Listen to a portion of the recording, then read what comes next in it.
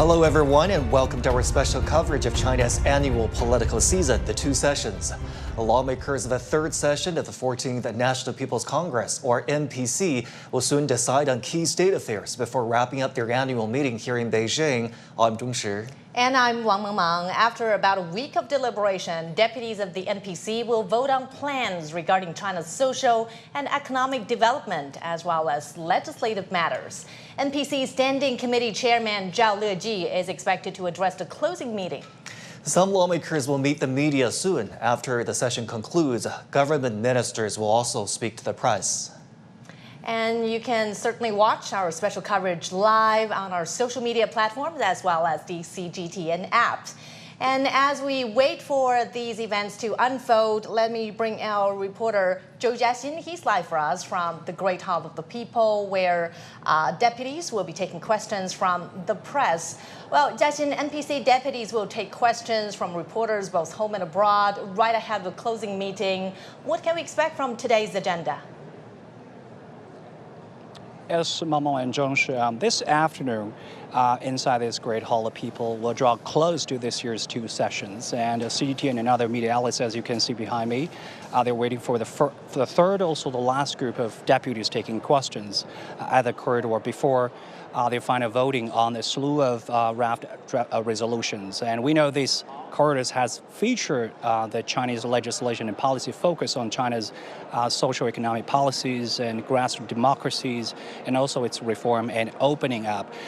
So during the first two corridor interviews, we learned from two CEOs with EV car makers representing the high-tech innovation industries. They share their entrepreneurial aspiration on a path to advanced technologies in manufacturing. And indeed, now the integrated advancement of technological and industrial innovation, among others, is the key and priority areas for Chinese government to finalize its 14th five-year development plan from 2020 to 2025. So according to the government report, the 2025 this year, China would advance the development of a modernized industrial system, and also under the Artificial Intelligence Plus initiative, the country will combine its digital technologies with manufacturing and market strength. So the following 5 years for the fifth five-year plan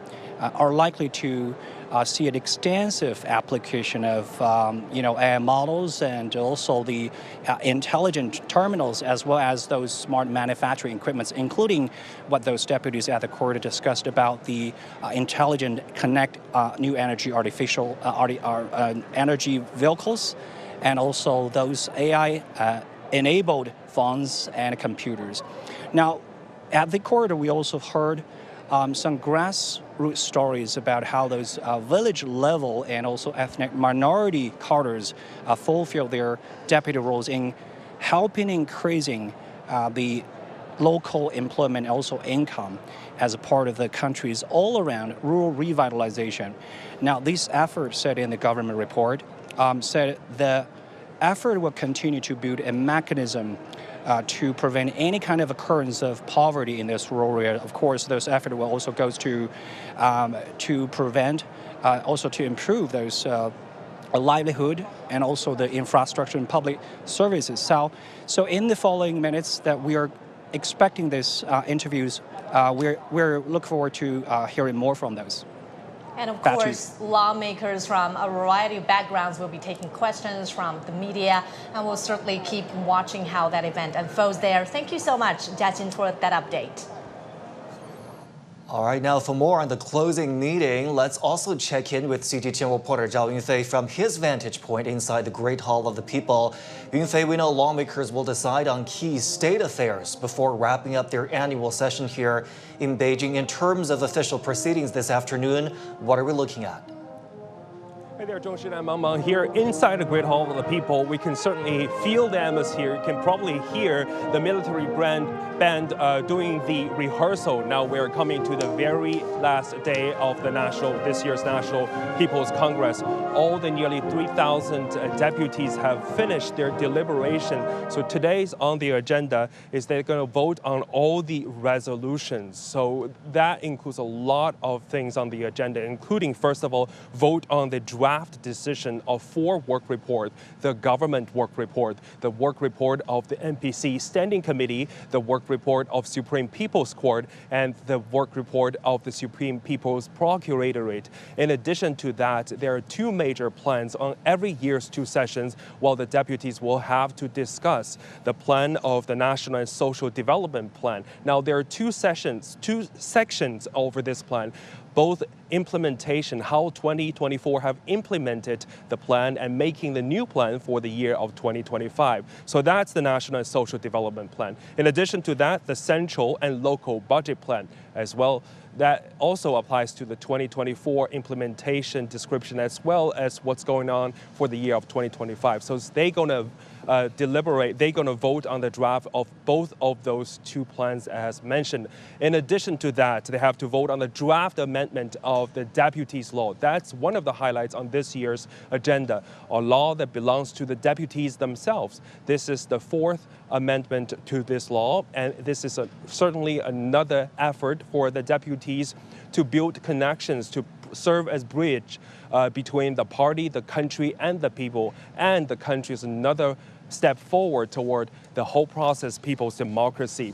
Over the past couple of days, past week, the National People's Congress said that they have received 269 proposals, and those proposals, most of them are legislative related. And in addition to that, more than 8,000 suggestions they have reached, and that really covers a wide range of topics, from boosting consumption to supporting enterprises and AI sectors. So now in the following year, before the end of 2025, the National People's Congress will have to address all of them. Now back to you.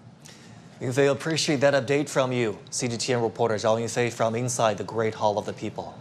And my colleague Guthrie Manikan has more on the most discussed terms during this year's 2 sessions. Several topics were on the table this year, but if we are going to narrow it down, I would say stability, innovation, consumption, and people's well-being were highlighted a lot. Now, first, let's talk about stability. China's GDP in 2024 reached more than 130 trillion yuan, or 19 trillion US dollars, and this is up 5% from the year before. The country continues to contribute around 30% of global economic growth. Last year, China created more than 12 million new urban jobs. Its consumer price index saw a 0.2% increase, while the disposable income per capita increased by 5.1%. Now, on the topic of innovation, which you highlighted earlier, Chinese President Xi Jinping said technological innovation and industrial innovation constitute the fundamental pathways for developing new quality productive forces. China's top economic planning body, the National Development and Reform Commission, says it plans to increase investment for technological innovation, cultivate talent by persistently developing a high-quality workforce, and foster an open and inclusive environment for innovation. Now, when you talk about consumption, this is a crucial force driving economic growth. The Chinese Commerce Ministry says it will introduce more practical and effective measures to expand consumption in both commodity and service areas. It's planning to strengthen and expand the trade-ins of consumer goods, with government subsidies covering more product categories. In turn, it hopes people will be more willing to spend. Now, lastly, people's well-being. This is a key integral part of Chinese modernization. Chinese President Xi Jinping has stressed the need to promote common prosperity for all people. Now, this is draft government work report. It's a draft one which will be later voted on this afternoon. Now, it will be talking about several of these measures, like creating more jobs, boosting basic health services, improving social security and service policies, as well as raising the basic pensions for retirees and pushing for reforms in elderly care services. And now let's hear what lawmakers have to say about key issues ranging from the economy to national sovereignty. Manufacturing is the foundation and the basis of our nation's strength. As a builder and beneficiary of the development of China's manufacturing industry, Xiaomi will continue to pursue the path of scientific and technological innovation, take the road of high-end development, accelerate the cultivation and development of new quality productive forces, apply advanced artificial intelligence technology to all terminals, and bring these sci-tech benefits to consumers' daily lives while playing our part in promoting Chinese modernization. When DeepSeek first came out, people were amazed, but that didn't mean previous advancements were irrelevant.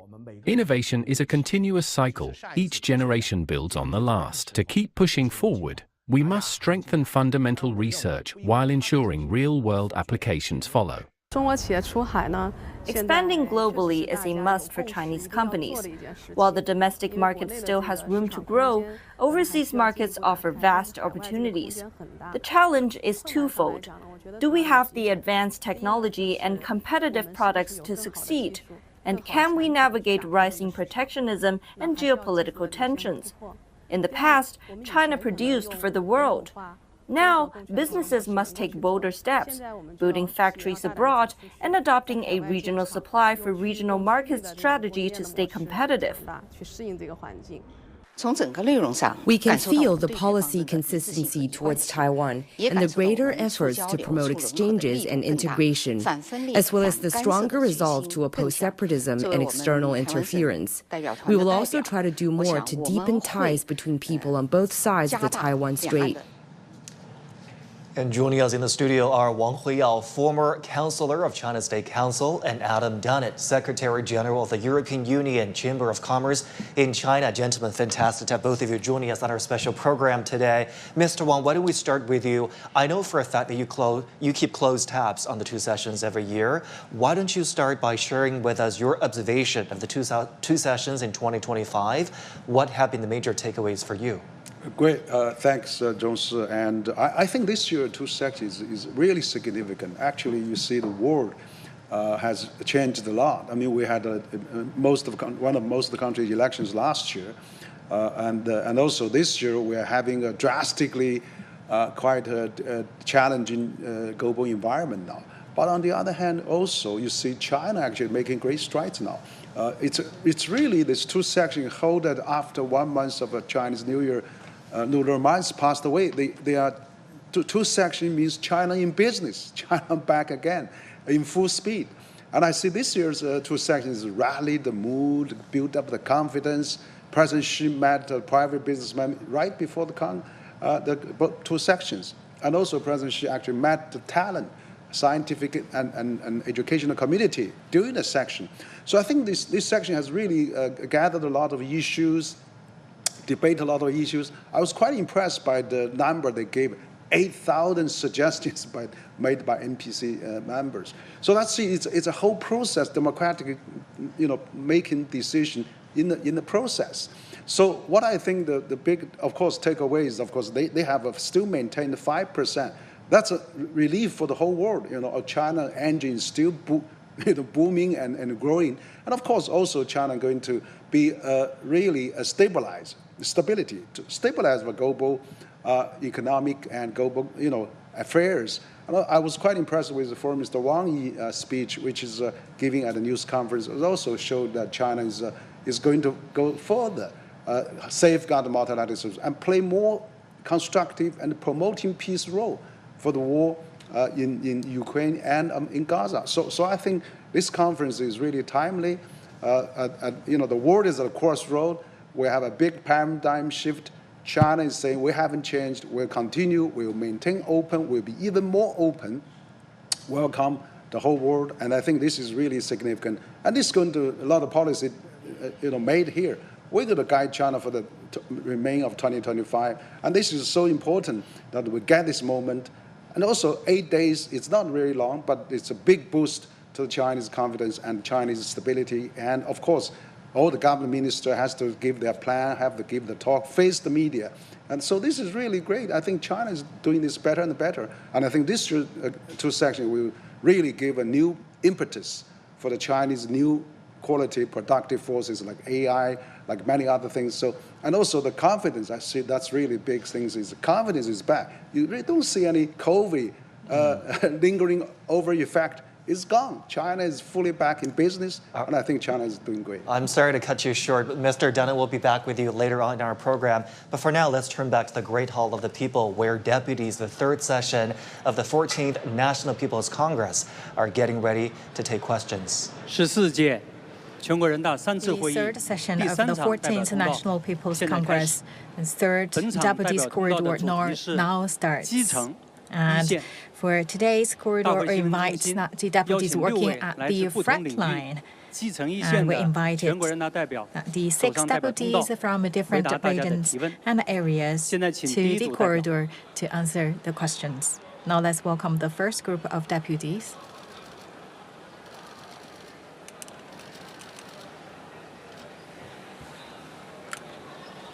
2位代表分别是 They 河 are 南南阳雅民农牧有限公司 from 总经理 Yamin 赵昭 Agriculture 代 and 表 Animal Husbandry, Nanyang, Henan 陕 Province, 西 Ms. Zhao 延 Zhao. 安甘泉县乔 And 镇村 the 党 other 支部书 deputy 记樊九 is 平代表 Party Branch Secretary of Tiaozhen Village, Ganquan County, Yan'an, 现在请大 Shanxi 家开始 Province, 提问。 Mr. Fan Jiuping. Now the floor is open to 请第一 questions. 排中央广播电视总台 CGTN 记者提问，谢谢。谢谢主持人，我是中央广播 With 总台 CGTN, 的记者。我的问题 My 想提 question 给赵 to 昭代表。 Ms. Zhao 我 Zhao. 看过关于您的一些报道， I 也 saw 非常 some 想了 your 解 reports. 您 I 在大 really 学 like 毕业 to 后 know 为 that 什么 after 会选 graduate, 择 why 返 you 乡 chose 打 to 牛，跟运营 return 无关的，能 to 跟我们讲讲 become 您的故事吗？谢 a 谢。 person that's farm with the cattle. 大家好。 Thank you for your question. My name is Zhao 是一 Zhao. 名来自基层的全国人 I 大 work 代表 at the grassroots. 河南省 I'm 南昭 also 县 a 泰山庙 deputy. 乡冯庄村 I 村民，返乡创业青年。 returned to my 今天大家 hometown 说一个事 and 儿很 started 厉 my 害， business. 喜欢用一个字来形容 And a 牛。 lot of things 我干的事儿就和 actually 牛 I'm 有 doing 关。 around 我在我们 is 老家南 around 阳 cattle 养了 were 4000多头 called. 牛。 Right now I have 4,000 牛 cattle 其实我是既熟悉 under 又陌 my 生的。 management. So 我 talk 出生 about 在白河岸边， cattle, I 南 quite 阳黄牛是 familiar 这里 or 的 not 特 that 产。 familiar. We 我 talk 从小 about 就 we 见过老 actually 黄 my 牛。 hometown 但 quite 因为一直 famous 上 of 学，和 raising 牛接触 cattle. 并不多。 But 大 I 学 did 毕业 not 以 really 后， have a lot 做 of 了一 contact 个 with 让大家 cattle. 都想不到的 After 决定， graduate, 回 actually 乡 I 养 really 牛。 made a decision that's surprising everyone because my families actually thought it's not a good idea. So they persuade me to say, you didn't know how to do that. It's a really that the hard work. It's not really decent work. So you could have found a really nice job in the city. So why you came back? So the decision actually not really that reasonable because after graduation I found a quite nice job. That's actually between my commute between the cities and rural areas, I really saw a big differences for my generation. Why we went to university for study? It's not like we would like to leave our home. It's like we would come back to our hometown with knowledge. That is why I would like to create my own business in my hometown. I started from zero. I also created my own cooperative. Back then, there was no fund. I also actually got a loan to build up the factories. I didn't know any technology behind, so I studied a lot. I read a lot of books. I also learned from masters in this regard. Started from 50 calls, started get step by step to increase the number. After 7 years of my starting my business, I had around 1,000 cattle.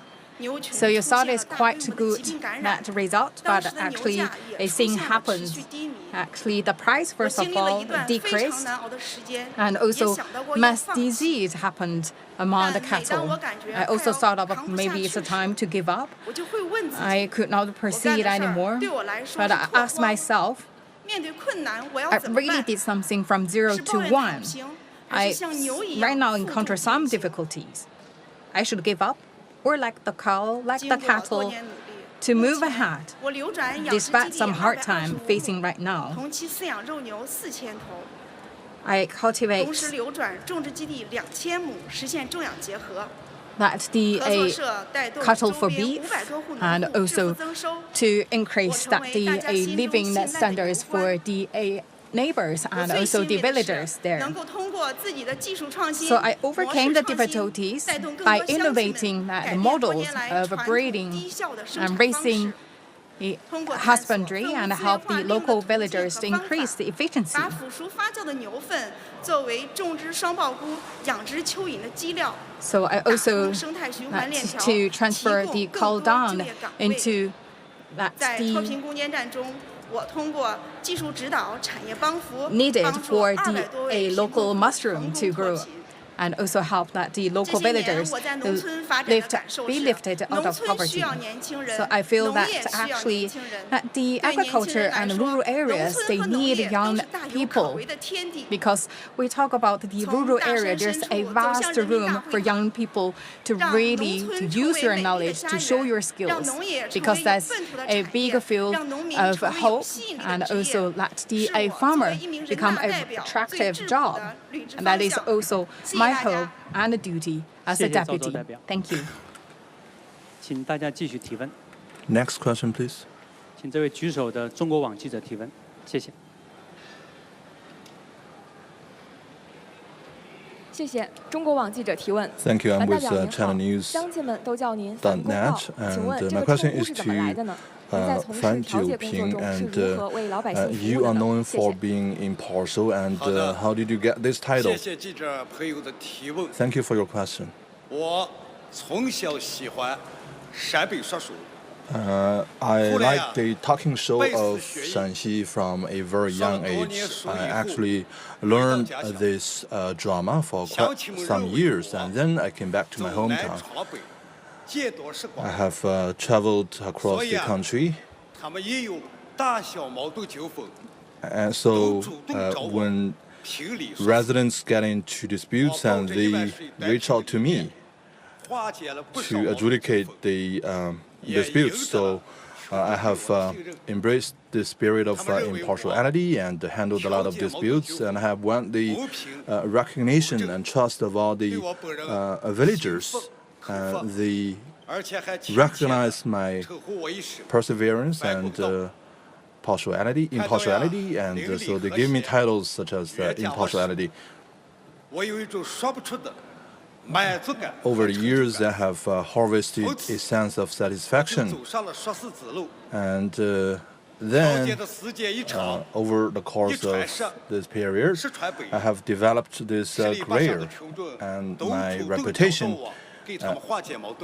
expanded to a larger area of jurisdictions, and I have been working in this field for 23 years and have handled over 2,000 disputes amongst the residents.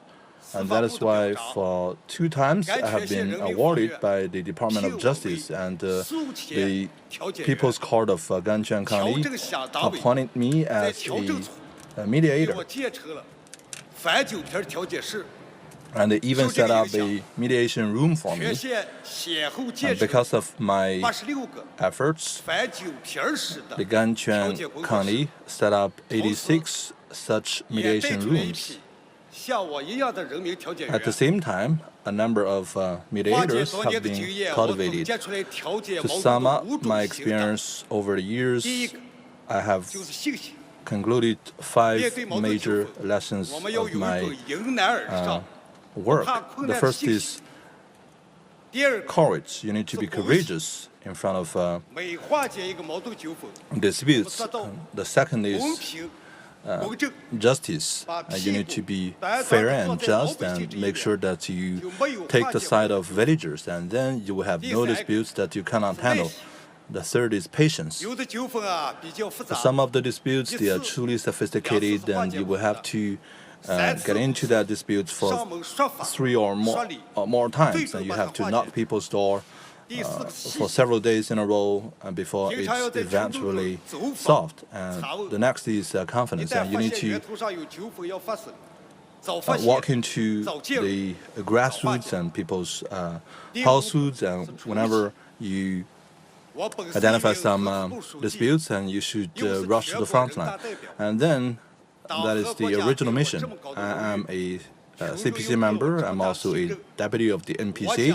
The people have placed on me great trust. I have always remembered the important instruction of General Secretary Xi. I have incorporated the work of mediation and resolution of people's disputes in my work so as to make sure that whenever we have disputes, the disputes can be resolved from its beginning stage and from its own locality. So my greatest wish is harmony amongst the people and peace in the world. Thank you. Thank you to deputies. Now let's welcome the second group of deputies.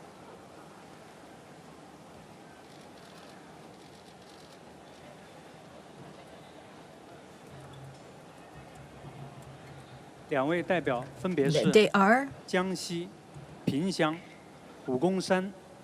Party Branch Secretary of Maodian Village, Wugangshan, Pingxiang, Jiangxi Province, Ms. Tan Xinping,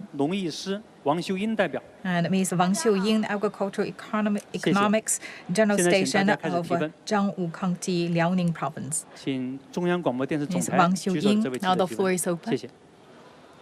Thank you. With CMG, my question to Ms. Tan Xinping. Good afternoon. I know you work at the party branch at the village. So how you work with the villagers to build the Maodian village as a very beautiful place? Thank you for your question. Good afternoon. My name is Tan Xinping from Wugongshan, Pingxiang, Jiangxi Province. I work at Maoding Village.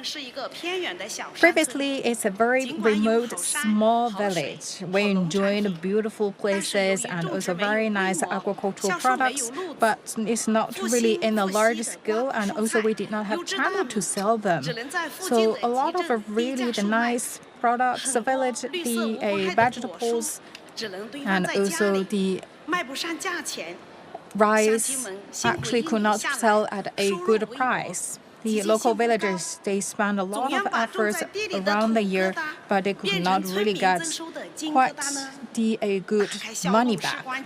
That is why we thought about we should expand the channel of sales. So we should bring that very nice products from the mountain to larger markets to help the local farmers to increase their income. So as a deputy working at the village, I always keep in mind General Secretary Xi saying that the party branch should be the leading team to lead the local farmers live a better life.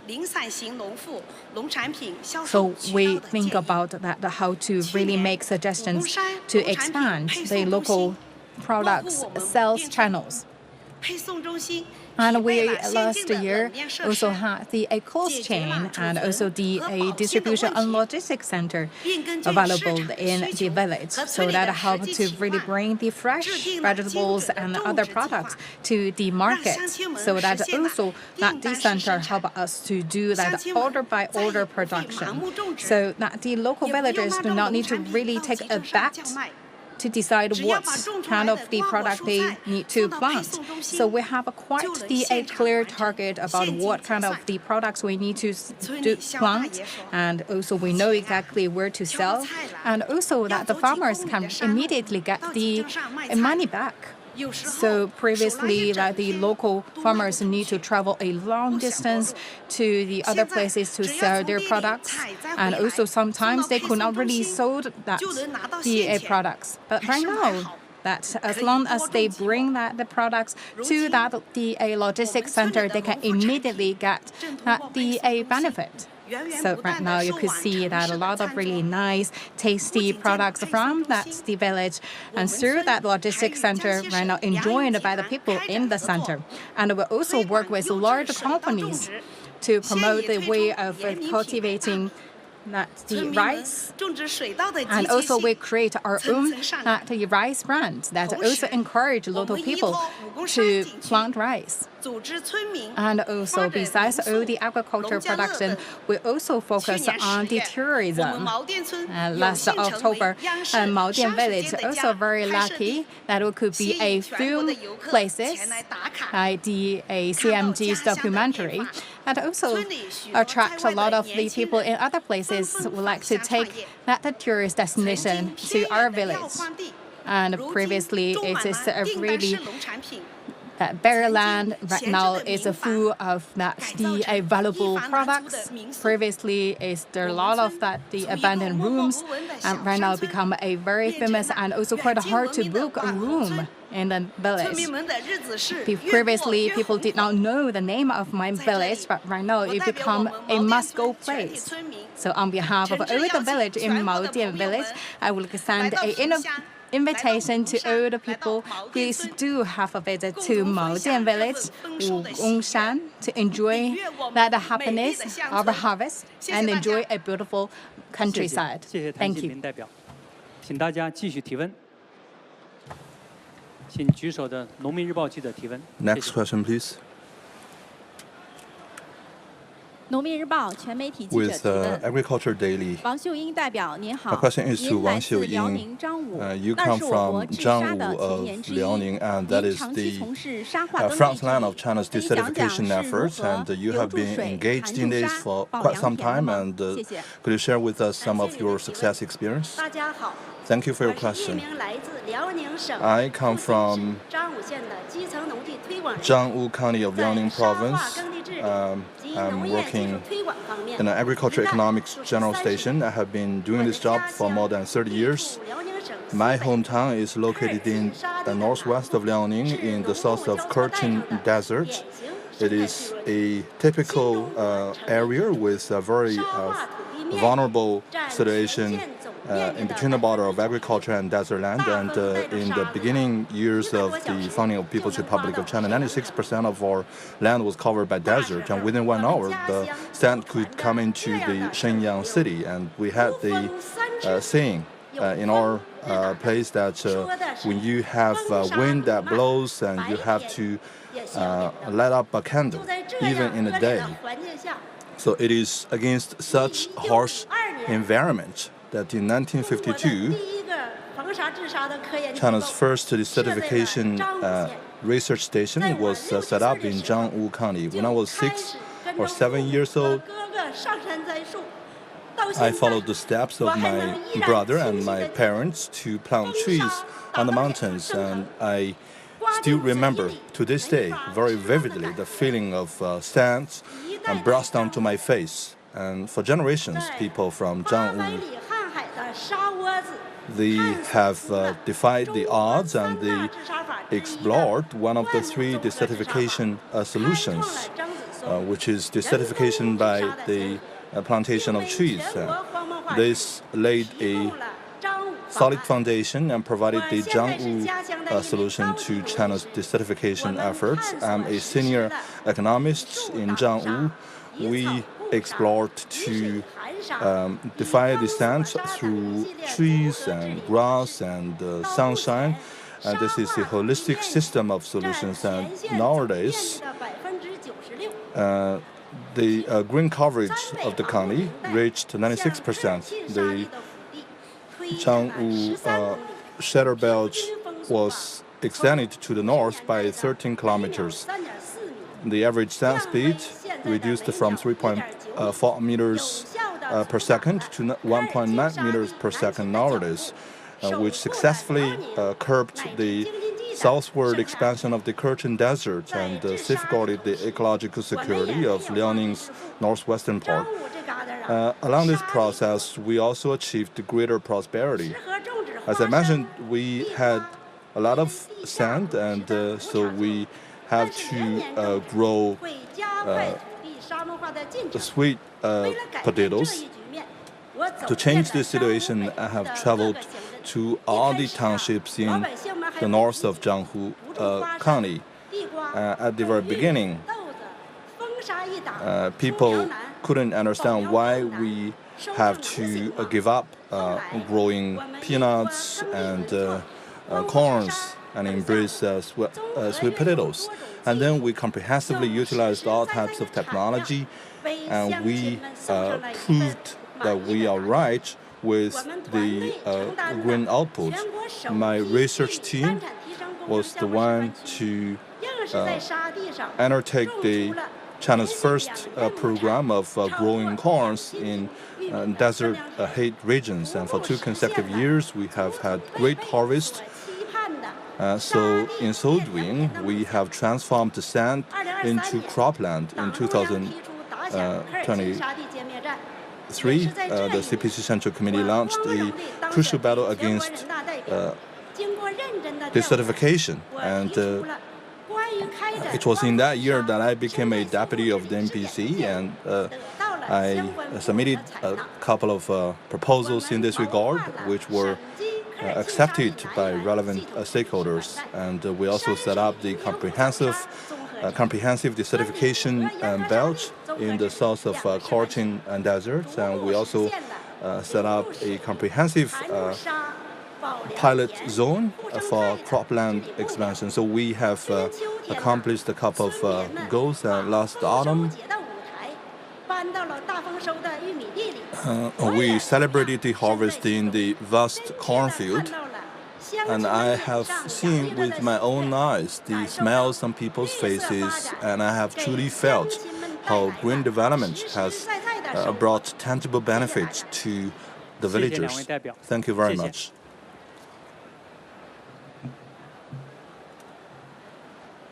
Now let's welcome the third group of deputies.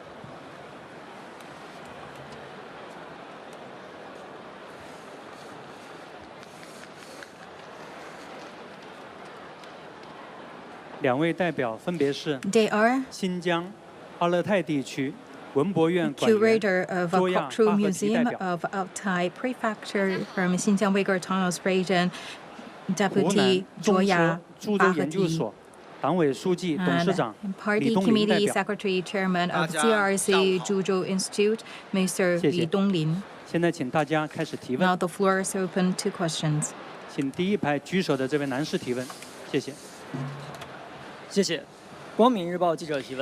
With Guangmin Daily, my question to Ms. Zhuo Yang. Good afternoon. As a person protecting the cultural relics, how through your work to understand that how to carry forward that the civilization of Chinese culture and make the cultural relics vivid? Thank you for your question. My name is Zhuoya Bahati from Xinjiang Uyghur Autonomous Region of China. A TV series to the wonder that many people know my hometown, Altai, and here you could enjoy a lot of different ice resorts and also the beautiful lakes and landscapes, and also here reach of the cultural relics. And we talk about it through the years that the people from different ethnic groups created the appreciable the cultural relics and civilizations. And also you could find a lot of the documentary also started from a painting rock or rock painting from Altai. I believe that's one of the way to make the cultural relics live again. So as a curator, one of my daily routine is to really check that the immovable cultural relics. In our museum, we have a very special one. It's a flying horse. You could see at the show that the dynamic, and also you could see that the energy.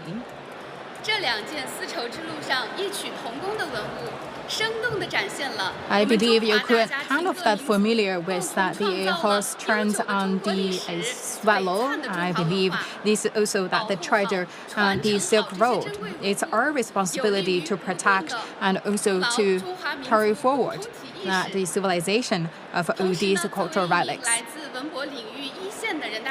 As a deputy working at a grassroots and the front line of the National People's Congress, one of my key jobs is how to better preserve and manage the immovable cultural relics. Because if you look at a lot of that cultural relics actually outside, so that's exposure to the area, to the wind. For example, like the painted rock paintings, that's kind of the examples. So I also made a notion and to suggest that we could use the digital way to help us to first understand that the painting lines, the details of all these paintings, and also that could help us do the restoration work afterwards. That also got the feedback from the relevant authorities, and also started from this year, the law of the People's Republic of China on the protection of cultural relics. Also, in fact, that also give us a good ground to continue our work. We have 40 team members in 8 teams and also work with the people from other areas. We check from A to Z all the cultural relics in terms of immovable cultural relics, and also to study how the way of work and the living, how that impact the condition of the cultural relics. We know that the cultural relics actually speaks the tremendous value of Chinese civilization and also our history. I believe that is also our duty to protect them well and also to make them live again. I believe that's also one of our key jobs. Thank you. 谢谢，请大家继续提问。请第一排举手的女士提问。 Next question, please. 谢谢主持人。中国人大杂志社记者提问，李东林代表您好。高铁是中国亮丽的名片之一。作为来自高端装备制造业的代表，你觉得应该如何更好推动科技创新和产业创新融合发展？谢谢。 Integrated development of science-tech and industrial innovation. 大家好。 Thank you for your question. I come from the Hunan delegation. My name is Li Donglin. I come from Zhuzhou CRRC Institute. We're located, of course, in Zhuzhou. Zhuzhou is renowned as the cradle of China's high-speed railway. It has the largest high-speed railway industrial cluster. 90% of the high-speed railway products come from Zhuzhou.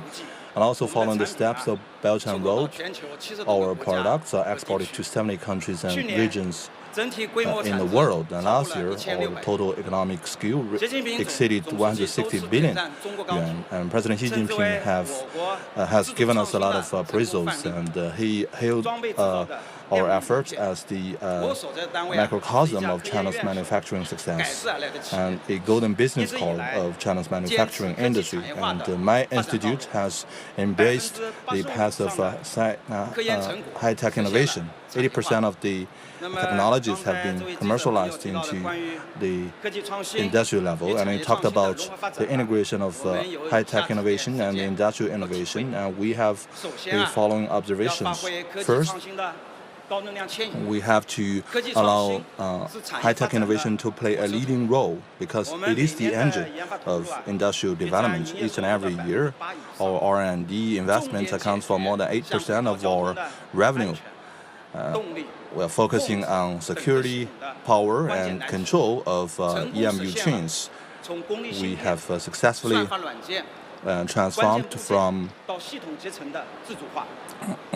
industrial chips to security independent technologies. So that is why China is leading in terms of high-speed railway trains. And not long ago, the CR450, the high-speed EMU, was rolled off the production line. It has a design speed of 400 kilometers per hour. We are behind the power and control solution of this system.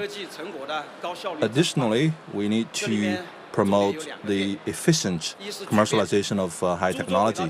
We have to embrace integration because right now we have 400 enterprises on the chain and 28 national level innovation platforms and 34 professional institutions of higher education. And we believe that within one cup of coffee's time, you can produce tens of thousands of parts and the components for high-speed railway. Our efficiency has shortened the cycle of development, and from an idea to a product, we are truly able to deliver within a very short period of time. And because of our technology, we have also incubated new energy vehicles and the new energy industry, so that the transportation and new energy can be truly integrated into one industry. And we are already spearheading the industry so that we are able to serve the transformation of China's energy mix. And last but not least, I believe it's important to concentrate on talents. Talents are the most important assets. Over the years, we're able to bring in talents and retain them, and we have made some meaningful explorations. And we believe talents are of great significance, focusing on smart algorithms and smart grid management technology. We built a number of laboratories and set up a talent park. So we also built a supportive environment for innovation. So as long as we have a good environment, we will be able to attract the talents. We also work with the local government to build a AI Research Academy to bring on board the leading talents in this regard, so as to facilitate China's aviation, high-speed railway, and Beidou navigation systems, so as to constantly bring value and added value to this industry. At the end of the day, we are able to benefit everyone and create a splendid future for all of us. Thank you very much to both deputies.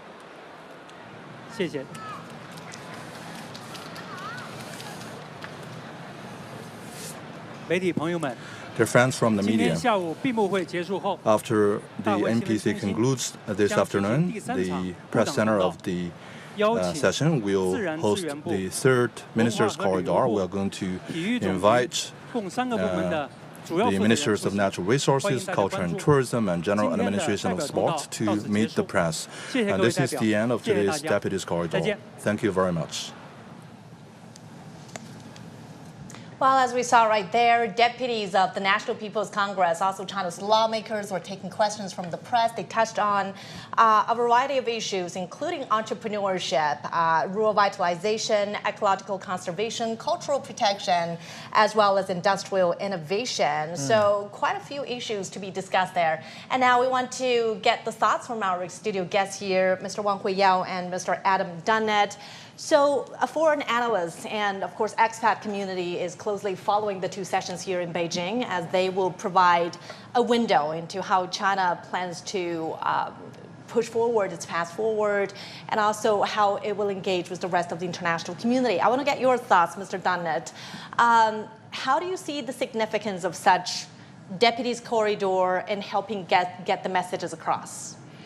Well, first, this event is a milestone in the Chinese political calendar, and so for foreign businesses, we watch it very, very carefully. The government work report is publicly available, so I hope the listeners from the foreign business community go online and they look and see and read for themselves what's in it. It's an extremely comprehensive document at a very, very high level that gives a very, very good economic, social, environmental, technological defense view of what's going on in China.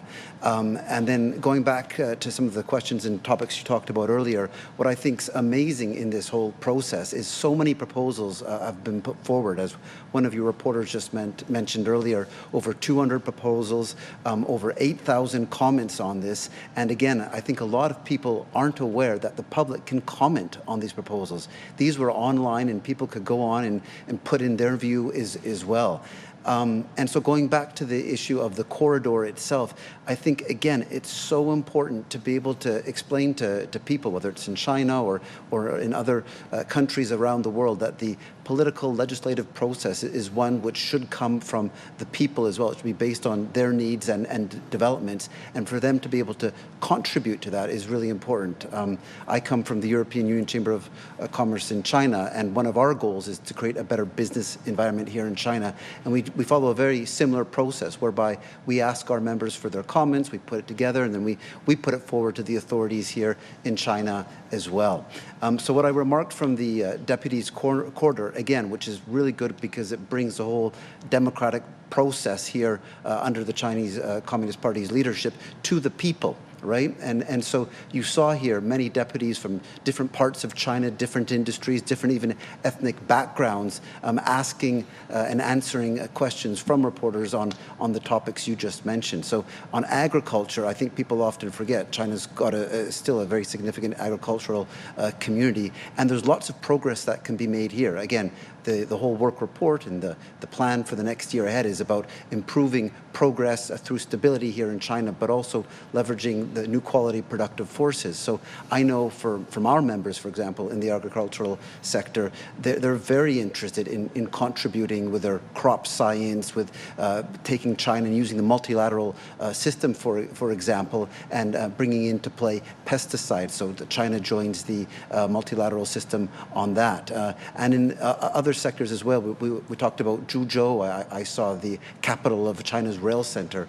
European companies, again, very active in this sector, and a lot of recent developments as well in the procurement industry for rail, for example. They've recently made in the last month a change in the policies that allow European companies to contribute towards that as well. So this whole event, the two sessions and the plans going forward, the European business community is very pleased to participate. We watch it very closely, and we look forward to contributing to the goals ahead. In terms of the 6 speakers just now, Mr. Wan, and the 6 NPC deputies, it's hard to miss that these are not high-ranking government officials. They're truly the grassroots workers working in the very front line. You know, we're talking about a mediator, a people's mediator, an entrepreneur, a villager, curator, a local museum curator. And they talked about their everyday work, the hardships that came with the job, and their respective ways of addressing the issues in their line of work. And that gives them credit. That makes you see why they're the representative from their constituencies, why they understand the concerns of the people that they represent. So let me get your take also, Mr. Wan, on this form of communication between the deputies and members of the public, members of the press and media, and China's continuous efforts to increase transparency and publicity of the work here.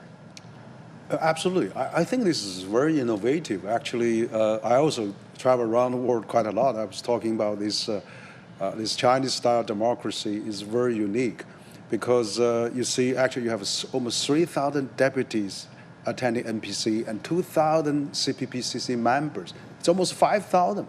And then if you time that by 4, you have a provincial municipality at a county level. There's about 1 million, probably over 1 million.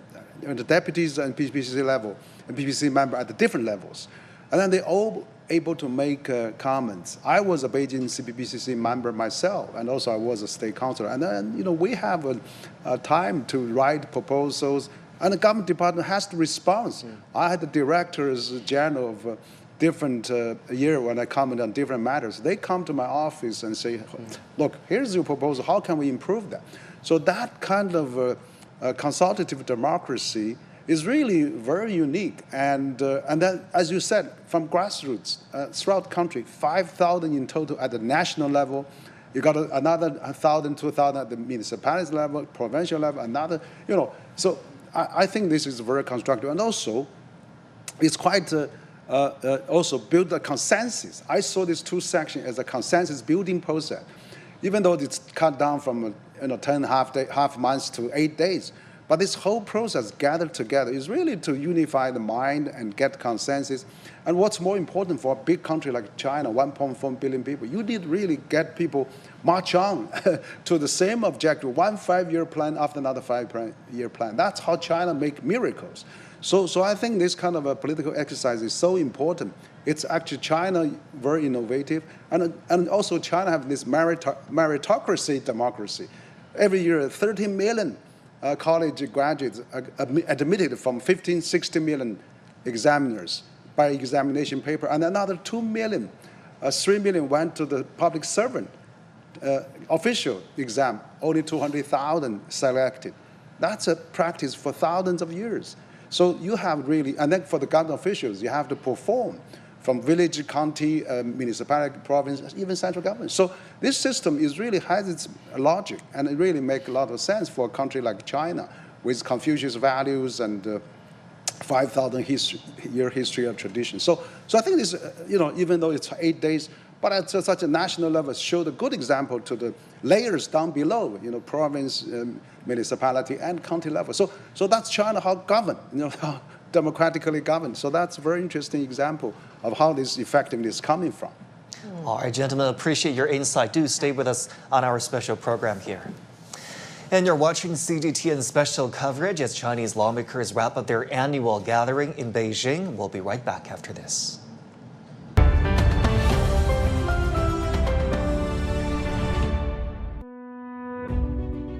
China's annual political season convenes at a critical juncture for advancing Chinese modernization. Deputies and political advisors gather in Beijing to outline this year's blueprint. Resilience and innovation. China is set to strengthen new quality productive forces for high-quality growth. Reform and opening up. China is further embracing business as unilateralism looms over the global economy. People-centered development and a shared future. China upholds true multilateralism for global peace and prosperity. Full coverage of the China agenda throughout the 2 sessions, only on CGTN.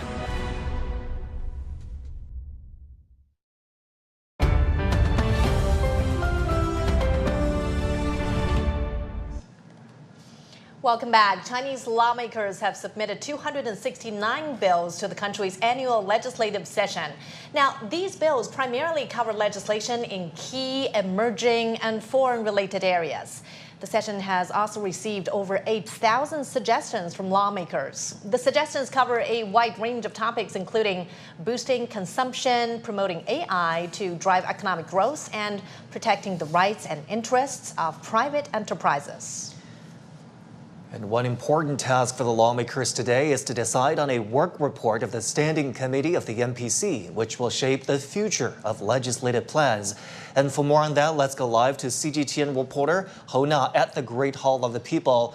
Ho Na, you have been following the legislative work very closely. Tell us your observation during the 2 sessions this year. Hello there, Zhongshi and Mangmang. Greetings from the Great Hall of the People here in Beijing. Though it's a little cloudy and windy here, but people were so excited to attend the final and the 3rd plenary session of the 14th National People's Congress. Well, during the past week, I've been talking to lawmakers, journalists, youngsters. Well, we all have the same feelings about the efficiency of the session. Not only has the schedule of the session has been more concentrated, but people, or especially lawmakers, get faster response from the NPC. Let me give you an example. Earlier I was talking to lawmaker Cui Shiping. Well, he's the independent director from the People's Bank of China. Well, he told me during the interview, he brought me 3 pieces of paper that he received from the National People's Congress. One is, his suggestion during a group deliberation on the government work report on March the 5th. Well, he said, okay, so I think the government has done more than it has stated. You should add some certain terms in the government work report. And the next day, on March the 6th, he got the very fast response from the NPC saying, okay, it sounds good, we'll take it. So he was so excited to show the fast response, much faster than previous years. And also, he showed me 2 other pieces of paper that he got from his previous suggestions and proposals on, a piece of legislation regarding the Supreme People's Court. The letter said, okay, thank you for your suggestion. Your suggestion has already been listed or intake in the, some legal terms in which laws and regulations. So we appreciate your suggestion. I heard that, during the studio discussion, our guest, Wang Huya, also said, he got really fast response from the CPPCC. The same here happened to NPC. Lawmakers were so impressed by the efficiency of the NPC. And meanwhile, as you mentioned, Zhongshi, one important task during the closing session is to pass a work report of the National People's Congress Standing Committee, China's top legislature, which will pretty much lay out the future task of China's legislative work. It will be a very, very busy year for the top legislature, as around 34 bills will be deliberated and discussed during, throughout the year. And I know one particular draft will draw people's attention. That's China's very first draft law on the protection and promotion of China's private enterprises, which garnered global attention during a seminar. And right after the Spring Festival, President Xi Jinping held a seminar when talking and addressing to the heads of China's major leading private enterprises, which signals China's strong commitment to promote the private enterprises development, which is a perfect testament of the resilience of the Chinese economy.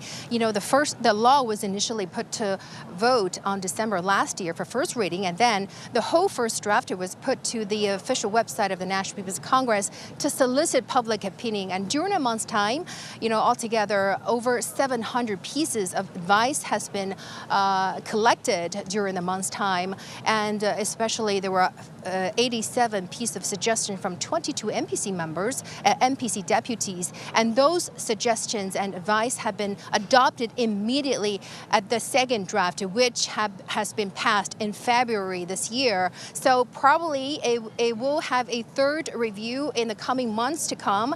And let me give you a little background. Normally, a law regulation has to be amended or deliberated for at least twice before it's put to vote at the third time. So, within probably a couple of months' time, we have a piece of legislation from very beginning until it's passed. So that shows the fast pace of a piece of legislation. And also, by solicit public opinion online, that shows people's involvement. And that is a perfect example of, the whole process of people's democracy. Another important highlight during the legislative work is the drafting of China's first environmental code. Of course, CGTN will keep you all updated. And also, it will mark my last, live cross from the Great Hall of the People to cover the two sessions. I would like to extend my warmest appreciation on behalf of a little team here on Legal Talk. Thank you so much for, giving us all the attention on China's legislative work. CGTN will definitely always keep you updated. Now it's back to you, Mama and Zhongshi, in the studio. Well, it's certainly been a very fruitful work for our team and for our reporter Andes Hona. Thank you so much for your reporting. We appreciate it.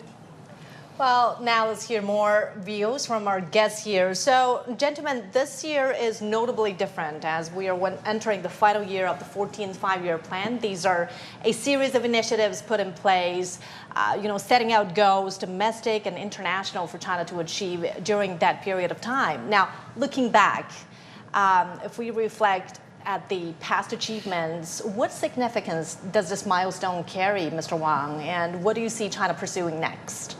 Well, absolutely. I see this mechanism of 5 years planning is such a huge successful formula that China has, because I would travel a lot of countries that said, you have a 5 years plan. Sometimes we have a very short span of a political cycle. So this 5 years plan is important. It's set out the priority. It's also had a deliberations. It also has 2 sections.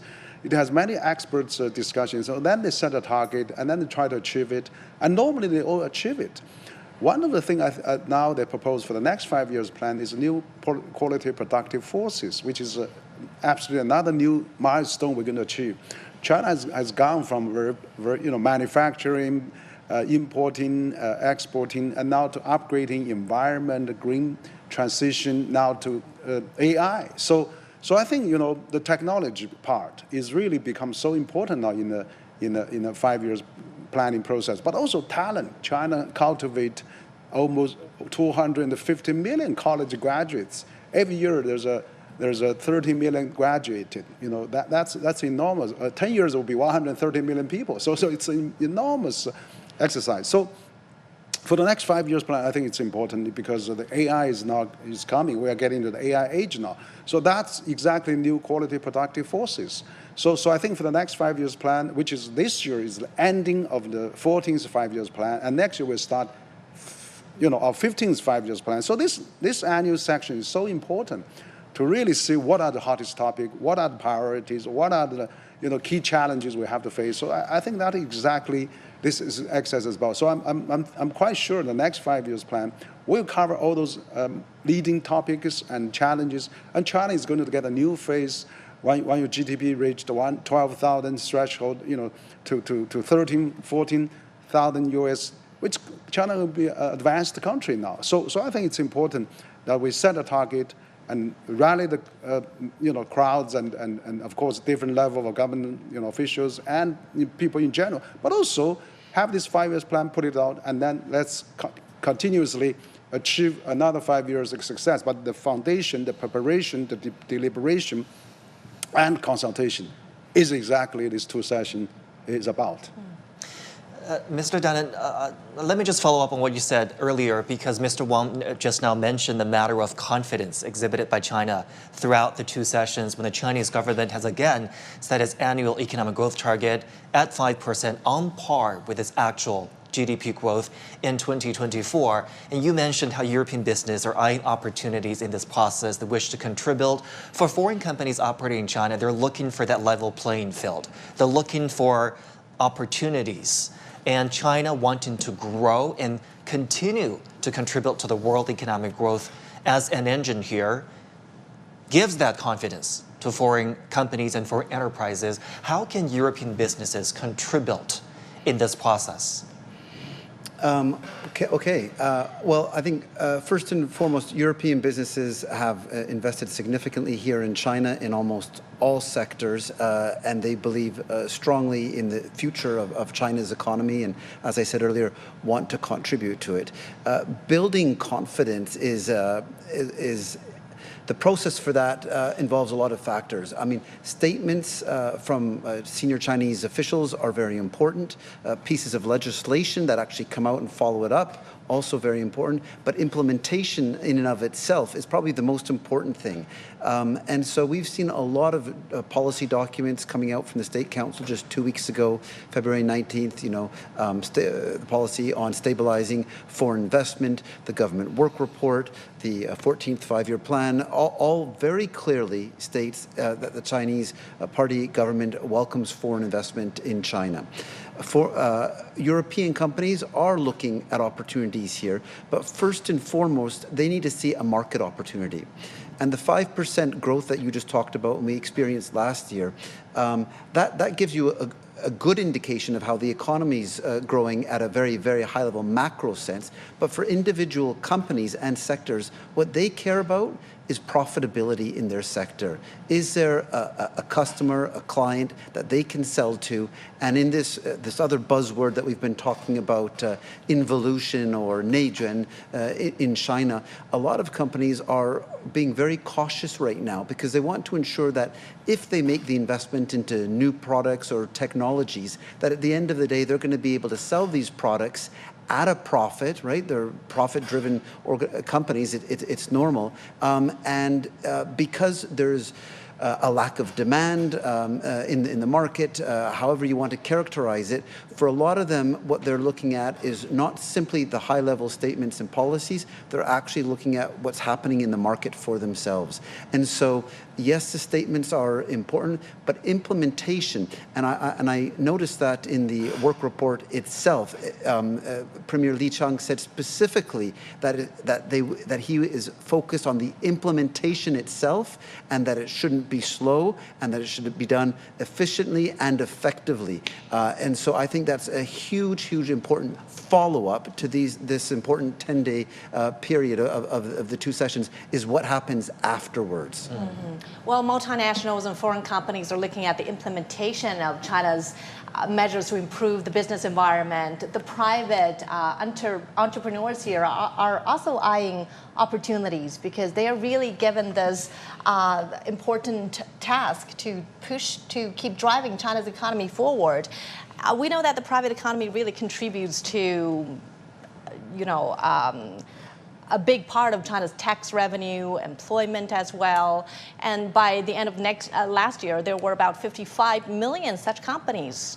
How do you look at the role and the leverage of the private enterprises in pushing China's economy forward?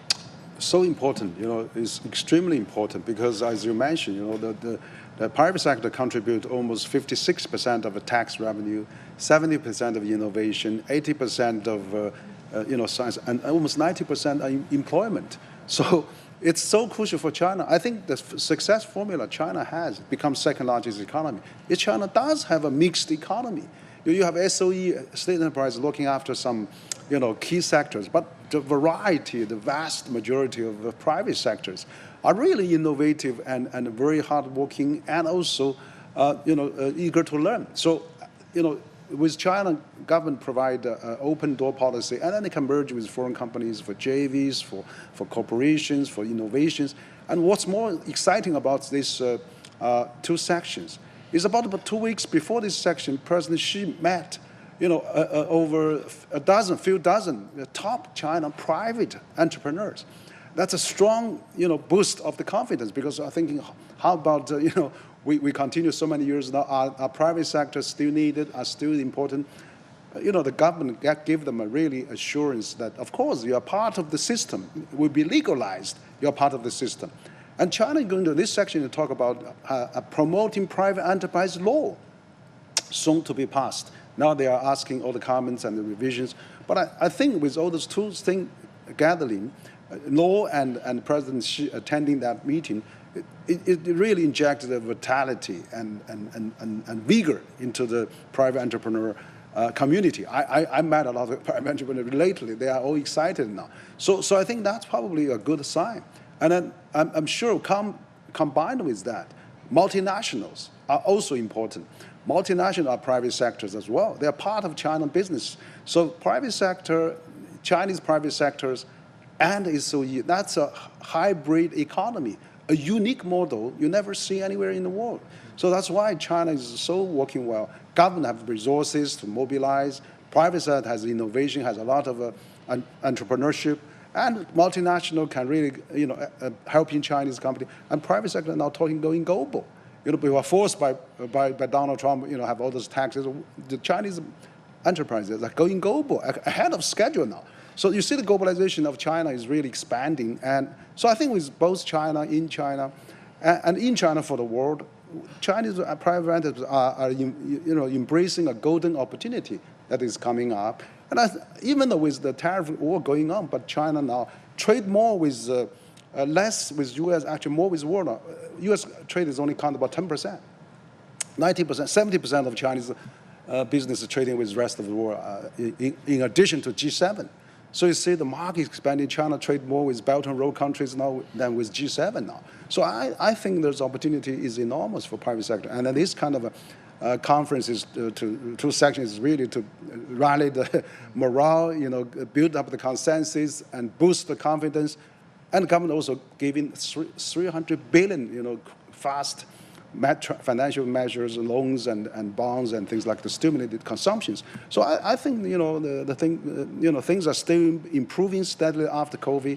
China, I think this year is doing much better, of course. So we're going to hear later the tourism minister. The tourism is also booming. So I'm cautiously optimistic. I think China will stay on and will continue its reach this successful path. And we could feel that over this year's two sessions, authorities are pretty frank about the risks and challenges that the Chinese economy is experiencing. But then there's also a strong message of confidence in pushing the economy forward, in the sense that they believe the Chinese economy has the good fundamentals. Now, leaders from China's economic sectors have briefed media about China's development agenda for 2025 during a news conference held by the National People's Congress. The projected GDP growth target of around 5% for this year was prudently set by the Party Central Committee and the State Council after a comprehensive evaluation, scientific verification, and systematic balancing. At the implementation level, we have also made solid and thorough preparations to achieve this target. And Chairman Zhang said China is fully confident in achieving its economic growth target due to a solid foundation, support, and guarantees. On foreign trade, China's Commerce Minister has responded to the trade war with the U.S., saying China-U.S. ties should be mutually beneficial. 贸易战没有赢家。 A trade war has no winners and protectionism leads nowhere. The unilateral policies and bullying practices of the U.S. are against the trend of the times, causing widespread concern and opposition from the international community. China is firm in its resolve to safeguard its interests. In response to the unilateral tariffs imposed by the U.S., We have taken necessary countermeasures in accordance with the fundamental principles of international law and relevant laws and regulations. If the U.S. goes further down this wrong path, we will continue to respond in time. And CGTN's Sean Caleb spoke with NPC Deputy Dong Mingzhu. Dong is also chairwoman of Gree Electric Appliances, a household brand name here in China. She tells us what it will take to ensure the success of China's efforts to boost consumption and take the lead in intelligent manufacturing. It's been amazing reading about the success of the company and your success at the same time, and it puts you in a very significant place right now in China's history as the push for more internal consumption from the top down goes. And you have a better understanding of that than probably anyone. And if you couple with that the fact that you've been a tireless fighter trying to improve tax benefits for the middle class so they can afford these items, talk about that and how important this consumption is going to be to China going forward. And is the consumer confidence there? We cannot deny that in the past 2 years, especially since 2023, after the problems in the real estate sector surfaced, they've brought certain related challenges.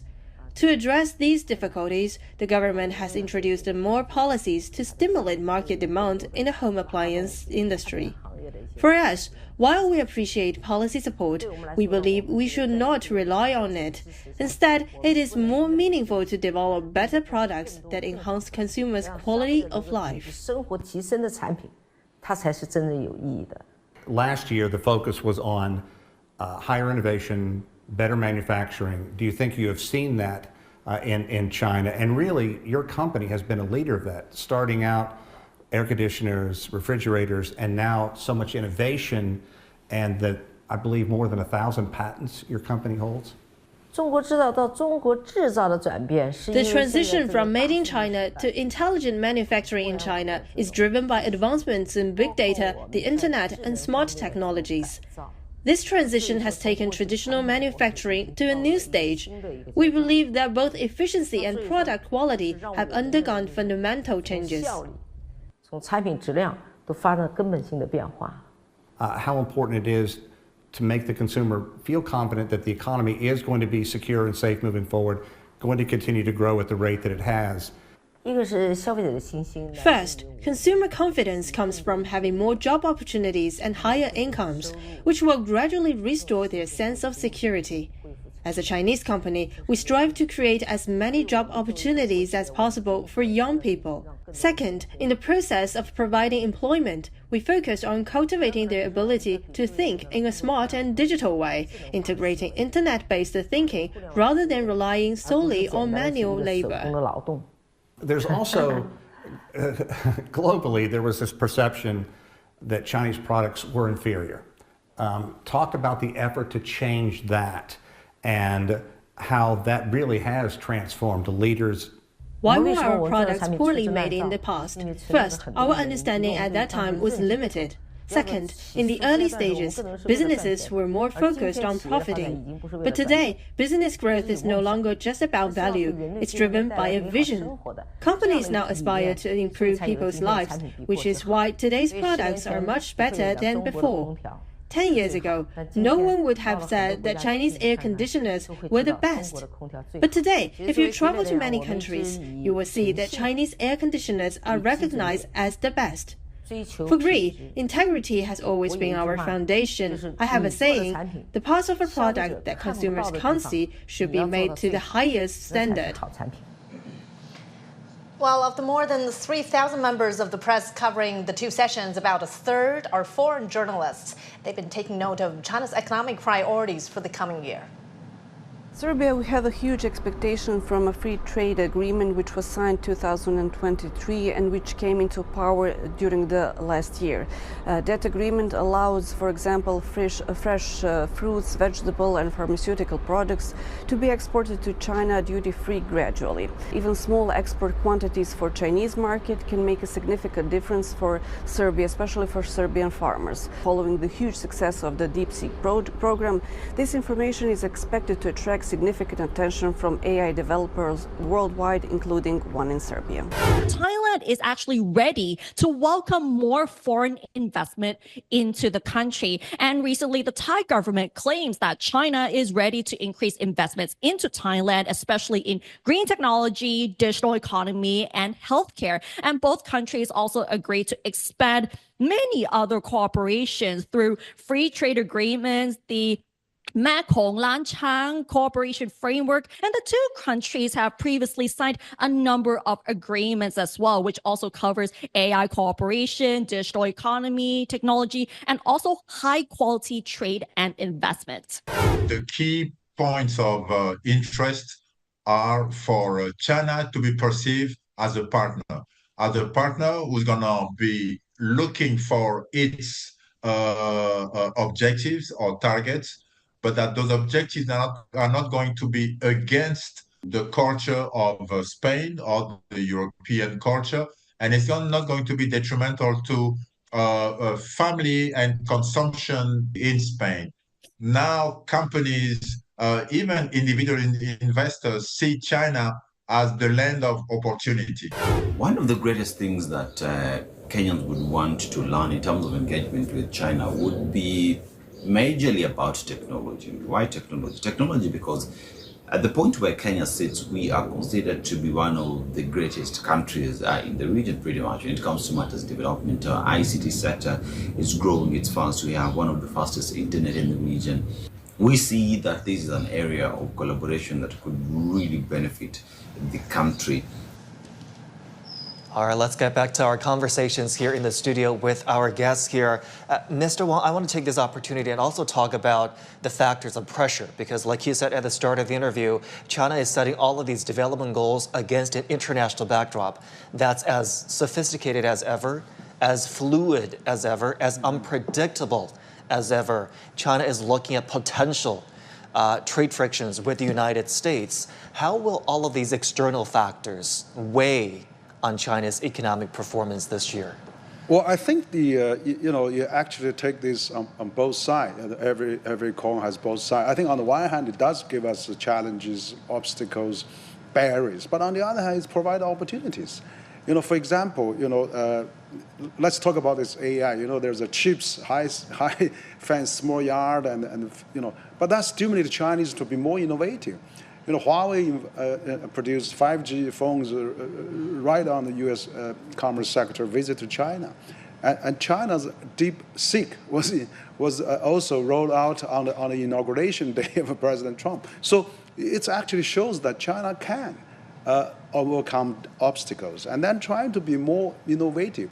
On the other hand, I think China's strategy to combat this trade war is not by closing the doors up or raise tariff everywhere. We raised certain tariff, like U.S. has raised 20%, 10 plus 10 on all categories. China chose first categories on 80 category product, and next was about 20. So about 100 categories, not all categories. So it's quite reserved. But moreover, China is open. China lifted tariff for 43 least developing countries. 0 tariff come to China. While U.S. is raising tariff, China has reduced tariff to 0. And China's trade with African countries has come up. China now is trading more with ASEAN. ASEAN is China's largest trading partner. China trading with Belt and Road countries, many others. So I think this is a better way to do that. Hold that thought, Mr. Wang. Let's get this latest development to our viewers out there. We just got word that the National People's Congress has adopted a resolution to approve this year's government work report, which was delivered by Premier Li Qiang last Wednesday. NPC deputies are also voting on other state affairs as they conclude their annual gathering. We'll keep you updated on all of that. Make sure you stay with us right here on CGTN. My apologies for cutting it short, Mr. Wang. Please go ahead. Okay, absolutely. So what I'm saying basically is that in addition, in the contrast that we are engaged, fully in the trade war, we actually find another path now. We be more, we can trade more with the rest of the world. We trade more with Belt and Road countries. We trade more with ASEAN. We trade more with, all the other developing countries. We're new BRICS countries. So you see there's an enormous potential. I think the policy for U.S. is self-defeating. It's actually isolate yourself. In the long run, you're going to be, U.S. is probably going to be isolated. If they raise tariff on Canada, Mexico, EU and rest of the world, the rest of the world will combine together and trade more with China. China is already the largest trading partner with 140 countries. So I think we can really be really confident. We have more experience handling the trade war than the previous 7-8 years ago. We have much more tool now in our toolbox, and China's economy is resilient, and we have gone through COVID and everything now. But of course, this openness China sticks to, this welcome foreign investment, this encouraging private enterprises, but furthermore, lifting the tariff for more countries, lifting the visa unilaterally for another 30, 40 countries. Enormous. I hope we can raise, give free visa to US, Canada, UK. Let's be more open continuously. And then we can get a better outcome of that. And having heard Mr. Wang's views on trade, I want to get your thoughts on this, Mr. Donald, because European companies are still investing heavily in China. They're looking at improved business environment. Now, what areas do European companies prioritize when it comes to laws, regulations, as well as perhaps institutions? Well, there was the foreign investment law that was promulgated approximately 2 years ago. So that sent a boost of encouragement to the foreign business community about ensuring level playing field. We hear this term national treatment a lot. And to be frank, that is still an issue and concern for a lot of our members. We were talking earlier about the mixed economy in China. And what I find interesting is when I read these high-level documents, whether it's the 14th or soon to be 15th year, 5-year plan or the work report, when it talks about the business environment, it always talks about state-owned enterprises first, the private sector, and then it talks about foreign companies. And the order of that I take note of. It's the socialist market economy here with social public enterprises first. And finding that balance is really important because you were just talking about DeepSeek and President Xi Jinping's meeting with the private business community. I mean, I think it shows that the real innovators in the world, in China and elsewhere, has always come from the private sector. So being able to leverage that resource is really, really important. Obviously, you need to find a balance along with the economic and governance model of each country and all of the security concerns. But I think, it's easy to talk about and say we're going to focus on all these different important areas of the economy, but finding that balance, that's the real difficult decision and question. So more about foreign businesses here. Yeah, they focus on what's being said. They focus on the implementation, as I talked about earlier, and I think they look at what's going to be coming up in the future. They look at it based on what market opportunities they're going to be for them. All right, gentlemen, do bear with us here on our special coverage. Let's get another update on the official proceedings this afternoon. The National People's Congress has just voted to adopt the revised law on deputies to the National People's Congress and to the local People's Congresses at various levels. Also just now, lawmakers have approved the report on the implementation of the 2024 Plan for National Economic and Social Development, as well as a draft plan for this year. Do stay with us. We'll keep you updated on all of the developments this afternoon. Mr. Wang, now from external pressure points to domestic sore points, I do want to mention consumption, which is a weak link in China's economy at this point. Of course, the government is rolling out all of the bonds trading programs to help drive up consumer demand. What are some of the viable solutions, particularly this year, in addressing this problem alone? Well, I certainly think that this government stimulus package is still very useful and needs to be strengthened. And I think compared with China still has a lot of room to do that. And second, I think the government emphasized on the new high-quality productive forces is now people gradually had a grasp of that. When the beginning was saying that, what's that? They don't understand what's this, not really well understood probably. But now I see, with this AI, for example, this DeepSeek. I was reading the Beijing Daily the other day. A number of hospitals in Beijing now has all installed DeepSeek, have adopted the AI models. I was actually went to the Union Hospital to just for ordinary check, and then the doctors are taking all my data into the computer now. I think he probably going to analyze by himself, but I'm sure there must be a AI mechanism somewhere to calculate all the data to give him some references. So you see that has been revolutionized China, and then that was really a big, popularity of making people aware of this readily available tool. Even my kids now using this to check, making some assignment now. So you can see that is a fastly sweeping channel. So I think there's going to generate a lot of new sectors, new applications, and new job opportunity. Furthermore, with this AI, China is the largest AI talent produced country in the world.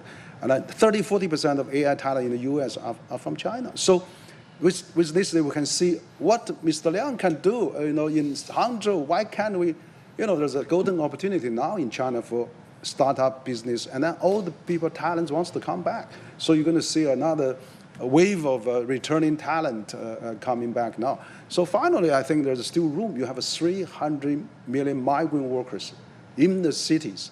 How to really make them travel less?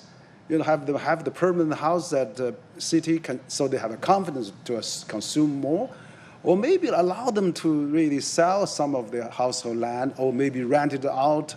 Third Platinum has already allowed them to rent it out, but I think may give them some ownership to sell that at some premium, so they can afford the down payment in the cities. If that applied to 100 million migrant workers who already had a fixed job, social security at home, at cities, China would have another boom for real estate. I think Madame Dong Minzhu was talking about real estate, slowing down. But if we have that policy, real estate can continue for another 5–10 years. What do you look at? How do you look at the economic factors here in China in further growth? For example, this continued stress on innovation. Are these young, homegrown talent and the advancement of science and technology tipped to become the main driver of China's economy? Well, first on talents, I think for talents, there's both a demand and supply side. I think on the supply side, China's got a very strong education system. As you were saying earlier, millions of graduates coming out with engineering, STEM degrees here in China, not necessarily finding jobs that they're needed despite a shrinking labor force. But then on the demand side, there just isn't that need that there was before. So we need to look very carefully about the matching between supply and demand. And I think internship programs, trade schools, vocational schools are really helpful. And again, this is an area where I think education services is something that's also been highlighted in recent policy documents, where there's going to be more opening. And I'm hoping that European companies and institutions can cooperate with China on education and vocational services there as well. And on innovation, really, as I was trying to allude to earlier about the importance of the private sector really driving innovation, they take risk. When you make an investment, you take a risk, and you hope there's going to be a profit there at the end of the day eventually, and you need the predictability and the transparency and the level playing field. Those are all factors in that.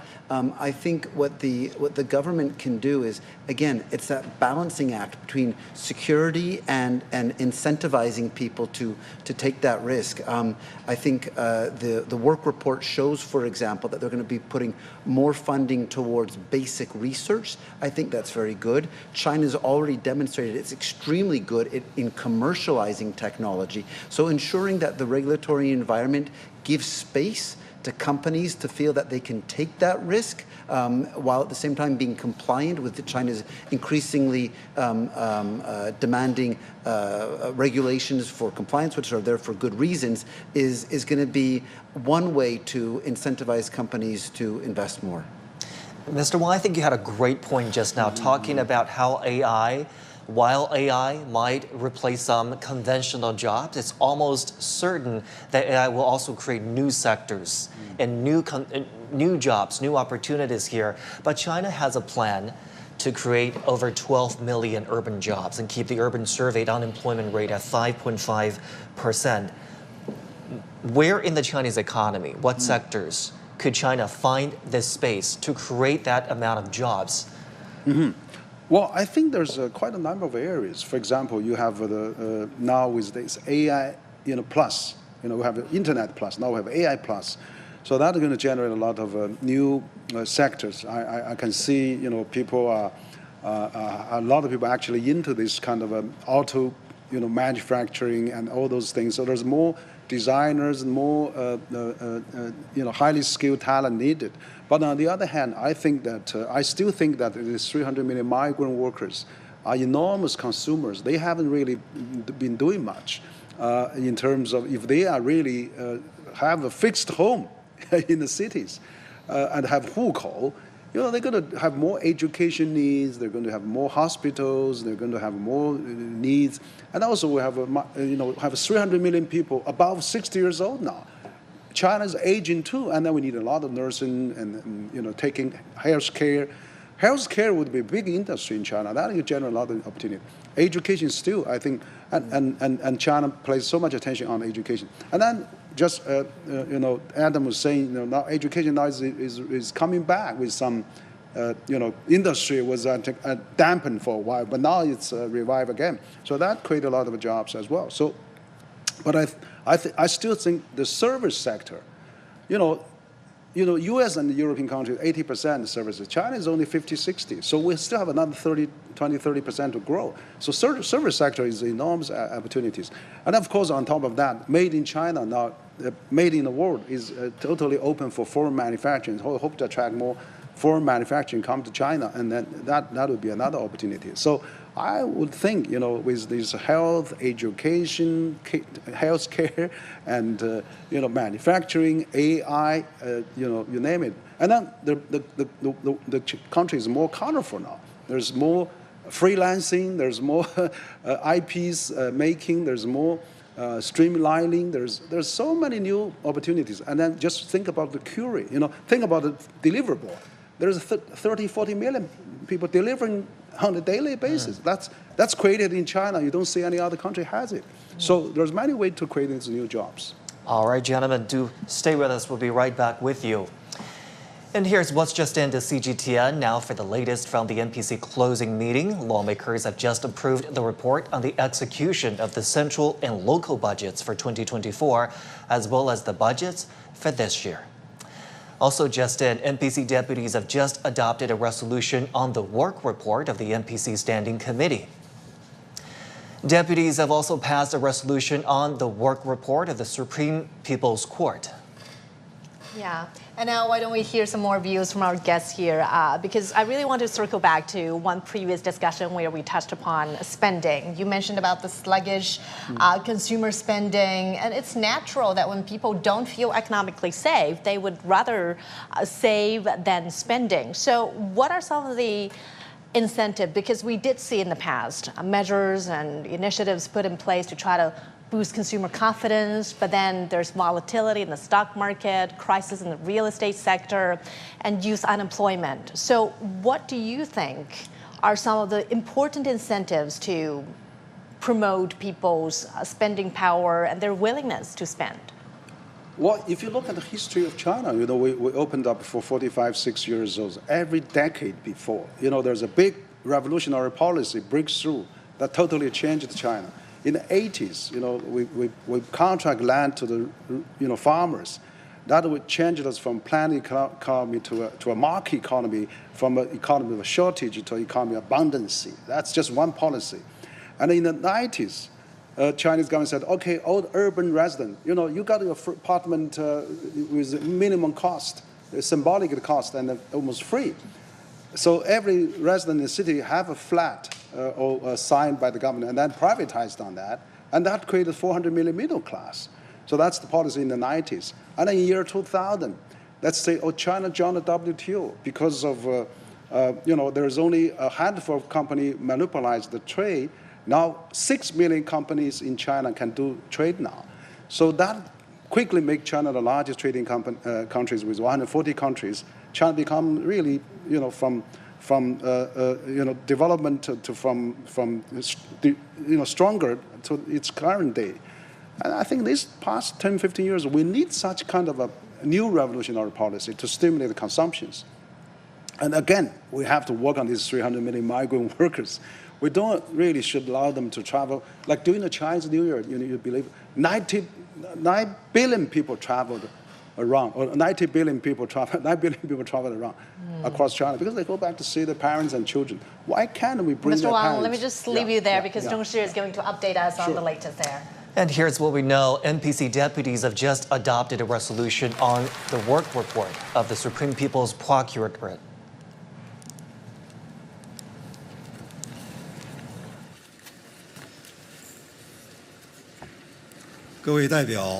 Fellow deputies, the third session of the 14th NPC has completed all the items on the agenda. The meeting fully practiced democracy and also practiced our work in accordance with the law. We identified our goals and tasks and also convey the confidence and strengths. It is a meeting of delivering real results through solid work and forging ahead in unity. During the session, the deputies have shouldered the great trust of the party and the people, performed their duty in accordance with the Constitution and the law, and also carefully carry out the key plans of the party and the country, and also to feed back to people's hope and expectations. And it is a very productive meeting and also fully reflect the democracy. The meeting fully demonstrates that the unity of the party's proposition and the people's will, and also demonstrate the advantages of the people's democracy and also the system of the National People's Congress. This year marks the final year of the 14th five-year plan. We have a lot of tasks on the agenda. Therefore, we should, under the strong leadership of the CPC Central Committee with Comrade Xi Jinping at its core, follow the guidance of Xi Jinping's thought on socialism with Chinese characteristics for a new era, fully implement the 20th National Party Congress and the third plenary session of the Party Central Committee, and also to follow the key principle of the pursuing progress while ensuring stability and implement the key decisions of the session. We should also further to make our decisions and also be determined to carry out our goal and also to fulfill the tasks and goals set for the 14th five-year in order to set the next period to a good start. We must put people in the center, honor people's spirit in innovation, and practice the whole process people's democracy, and consolidate people's wisdom and power. We need to put people in the first place for everything we do, and constantly meet people's aspiration for better lives. We must always remember the blueprint that we draw for a strong socialist country and be committed to socialist path of development. Be concentrated on our own endeavors and take one solid step after another in implementing and translating the great strategies and policies into reality. Dear deputies, with unity comes strength, and with perseverance, we can write history and open a new, brighter future. Let us unite firmly under the CPC Central Committee with Comrade Xi Jinping at its core, forge ahead with perseverance and diligence, and make even greater contribution to socialist Chinese modernization and to write a new chapter of rejuvenation of the Chinese nation.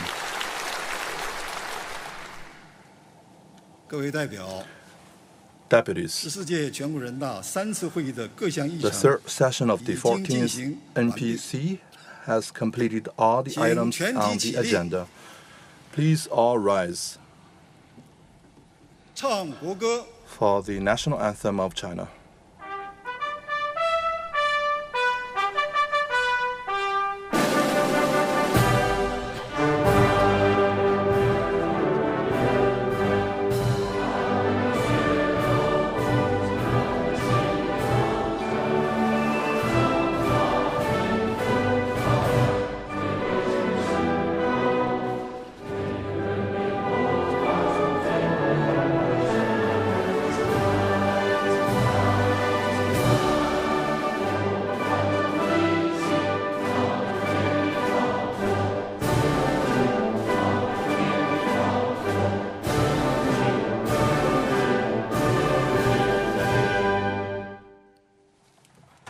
Now I declare the third session of the 14th NPC of the People's Republic of China concludes.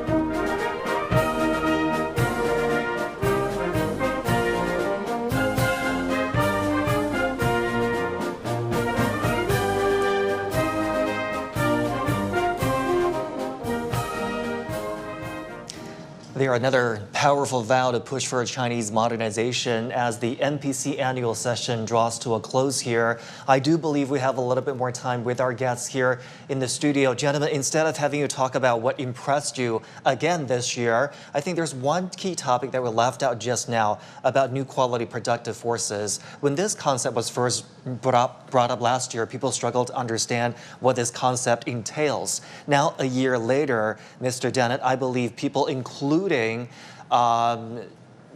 foreigners here in the country, have a better understanding of what new quality productive forces mean for the Chinese economy. Can you share with us what this term means for you and for European businesses? Well, maybe somebody will correct me on this, but I think this is more of a slogan basically for innovation, right? I mean, in China, you've got a shrinking labor force. And you've got already huge investment, you've got a huge asset build up in China already. So the only way to maintain the existing level of GDP and to grow it further is through what's called, in economists speak, total productivity, which is another term for innovation. So what we need to do is we need to leverage the capacity of talents that we have, the existing infrastructure that we can continue to build on through AI, that's included as well, so that can add something. And to generate the two together, we need to come out with an overall, 1 + 1 is greater than 2 type scenario. And that's what new quality productive forces, in my opinion, aims to achieve. And I think we have touched upon it already earlier. It's about creating the right environment for companies to be able to take risks and see rewards. I mean, the last thing you want to see happen is having companies invest in products and in buildings and in technologies that at the end of the day aren't going to deliver a product or a service that's needed by individuals that are going to consume these products. I mean, we've heard of stories of products. E-vehicles has both been a huge opportunity and a huge risk for China, right? We want to make sure that the things that are being produced here at the end of the day eventually are finding a market for themselves. And again, bring it back to a new quality of productive forces, whether it's the e-vehicle industry or the dishwasher or the air conditioner industry that you were talking about earlier that's been so successful. You want to make sure at the end of the day, these investments and interests are aligned with what the market and consumers demand. And earlier on in our conversation, Mr. Wang talked about these access to social safety net, education, yes, elderly care, and so on and so forth. And it's interesting to see that during this year's 2 sessions, China's top economic planner, the NDRC, the Minister of Finance, Minister of Commerce, as well as the central bank governor, they talked about how authorities are formulating macroeconomic policies guided towards improving people's livelihoods. How do you look at this new emphasis on people's livelihoods, integrating these plans into the economic policies? Yes, actually, just to continue my talk just now, I think that the next gold mine, the next boom opportunity is really to how to tap this urbanization of these 300 million migrant workers, but particularly the hukou system. I think after the third platinum, they actually allowed the people to move in to the 5 million, 3 million size cities free now for rural population. But I think you could still, get into bigger cities. For example, Seoul has 30 million, Tokyo has 30, 40 million. So this bigger metropolitan is actually more productive. So we talk about productive forces, doesn't just mean high tech. Means we are going from high growth to high quality. High quality means that you have, how to make high quality of urbanization, high quality of manufacturing, and high quality with AI aid, production. So those are all high quality productive forces. So I think, as you mentioned, livelihood and consumption is so much related. I think first we have to boost the confidence. I mean, now we had achieved some of that. Now these two sections has boosted the confidence of private sector, business, and population in general. So now they are more confident. They can spend a bit more. But on the other hand, we need to make the pocket thicker. Have the more income. So for that, I really think how we unleash these 300 million migrant workers, their consumptions make. I Premier Lee said at Davos last year, we're going to have 400 million middle class now. Next decade, we're going to have 800 million. Where does the other 400 million comes from? Let's get these 300 million migrant workers, abolish the hukou system and let them move freely. The mobility will generate another gold opportunity for China. So I think there's many areas we can deepen the reform and deepen and open up. Repeated calls for more inclusive growth. Thank you for your thoughts on this. And our correspondents Sean Calebs and Daniel Aronboy have been reporting on this year's two sessions that are here to share their perspectives. Well, here in the Great Hall of the People, I'm Sean Calebs from CGTN in Washington, D.C. And I'm Daniel Aronboy from CGTN Africa Bureau, Nairobi. And it's interesting, I think, from our perspective, covering something like this. I can speak from the North American perspective. Obviously, what goes on there is going to have a ripple effect throughout China, throughout the global economy.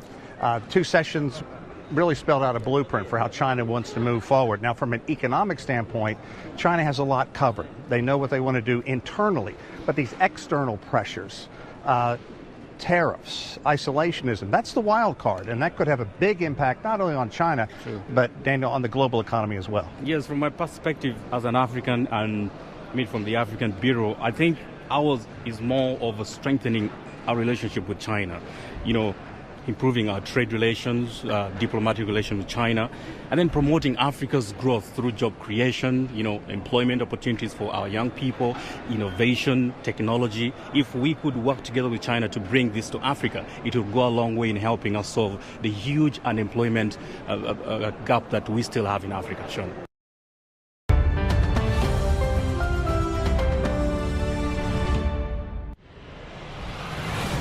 Transformation, innovation, sustainable development, consumption, investment, and foreign policy.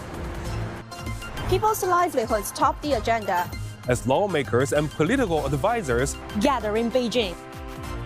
The two sessions bring together China's top legislative body and top political advisory body as delegates and members discuss the country's biggest priorities and plans. What's China's growth targets? And how motions and proposals are addressed.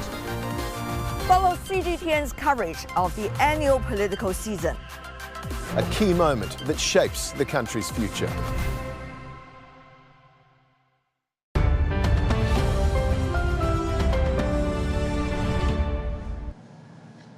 Welcome back to our special coverage. Earlier, the closing ceremony wrapped up the proceedings at this year's two sessions. And later on, ministers will be taking questions from the press. And now let's check in the latest with our reporter, Zhou Jiaxin from the scene. Well, Jiaxin, government ministers will be meeting the press and at the Ministers' Corridor in just a moment away. Do we know who will be speaking? Give us a preview, please. Okay, my mom. The last, also the third group of the ministers are coming to the corridor and taking questions from media as the two sessions just concluded. We know that this year the policymakers would also touch upon the natural resources, also the culture and tourism aspects, and also the sports. So we're expecting those ministers coming to the center stage to address those issues. And regarding the natural resources, of course, one of the most important topic that the government work report of the 2025 also underscored is the total area of China's farmland, which is requested to be remaining over the specified red line, and to make sure that will be secured, and China will strictly exercise the management over the process of offsetting the cultivated land, and that has been put to other uses. And of course, the practice will and the measures will also go to promote the restoration of those arable land. And some major projects will also be pushed to make sure that the key ecosystem will be restored at the same time. And of course, the Culture and Tourism department will try to make sure that the new policies or measures would secure the country's high quality development, also to boost the country's domestic economy and of course the consumption driven economy. But I just wanted to share one of the data of this kind of domestic tourism is that it is not only just try to drive the economy, but also increase the opportunities for the exchanges between China and the rest of the world, because the China travel has become a really buzzword among those online vloggers who visit China in the wake of China's visa travel policies, because the number of those foreign tourists in 2024 alone reached 11 million, which is really impressive, and that is an increase of almost 120% year on year. And it is also a demonstration of China's determination to make sure that the gateway is opening up, and also it's also attraction for is a good way to drive the country's economy. And also, we know that it is also a major effort for China to increase those exchanges. But I also previously talked to the officials with the National Immigration Administration, who said that many foreigners felt a very different China from those information they get, and this is also a chance for the culture and tourism to try to make sure that it is facilitating more and more foreigners coming to China. And of course, the ministers will come to the center stage and address those issues with the media, and we're waiting for that. Jiaxin, thank you so much for the update. China's diplomacy is highly focused on during the two sessions. Let's also check in with our correspondent, Jen Copestake. Jen, you've been covering the two sessions from a European perspective, and what are your takeaways on China-Europe relations? Yes, that's right. I take away a very positive picture of the relationship between China and Europe going forward. And now that's particularly because during the foreign ministers' press conference, Wang Yi highlighted that this is a very important year between China and the EU. It represents 50 years of the official diplomatic relations between China and the EU. And he said that any kind of disputes and commercial tensions he believes could be resolved between China and the EU going forward. That includes a question that he received about tariffs on Chinese-made electric vehicles in Europe. He said that the bilateral trade between China and the EU has been expanded in the last 5 decades from 2.4 billion to 780 billion. So he said that this is a really important relationship and that they can work things out through friendly consultation, he's sure, with wisdom and perseverance in the years ahead. He said that jointly China and the EU make up 1/3 of the world's global economy. So there is a great strategic value in having a healthy relationship between China and the EU, and that will lift up other countries in the world, make a brighter world, and is looking forward to a further 50 years of positive relations. So a very positive message from the two sessions on China and Europe. Jen, we appreciate those perspectives from you. Thank you so much for joining us this hour. And earlier, I spoke with Dr. Urs Lustenberger, president of Swiss Cham Asia and a professor at Singularity Academy, an innovative educational institute in Switzerland. Lustenberger says his biggest takeaway from the two sessions is that China is providing the world with stability and confidence. I see a lot of confidence that its economy, through the technological innovation and the high-tech sectors, has really taken on another level. China could start to measure its success just simply by its technological advances. And here, I think it has made leaps and bounds in recent years. When I see DeepSeek, when I see also the recent focus on private industries in China, then I see possibilities that China could easily do another leap forward. And then the measurement of GDP almost becomes outdated, and we should measure gross domestic innovation or gross domestic technology. China's growth and its stability are a big determinant of what I would consider world's prosperity and stability. As we have seen, other big powers in the world are currently in some difficulties, I would say. Russia, which one has to consider as a big power, is embroiled in this war.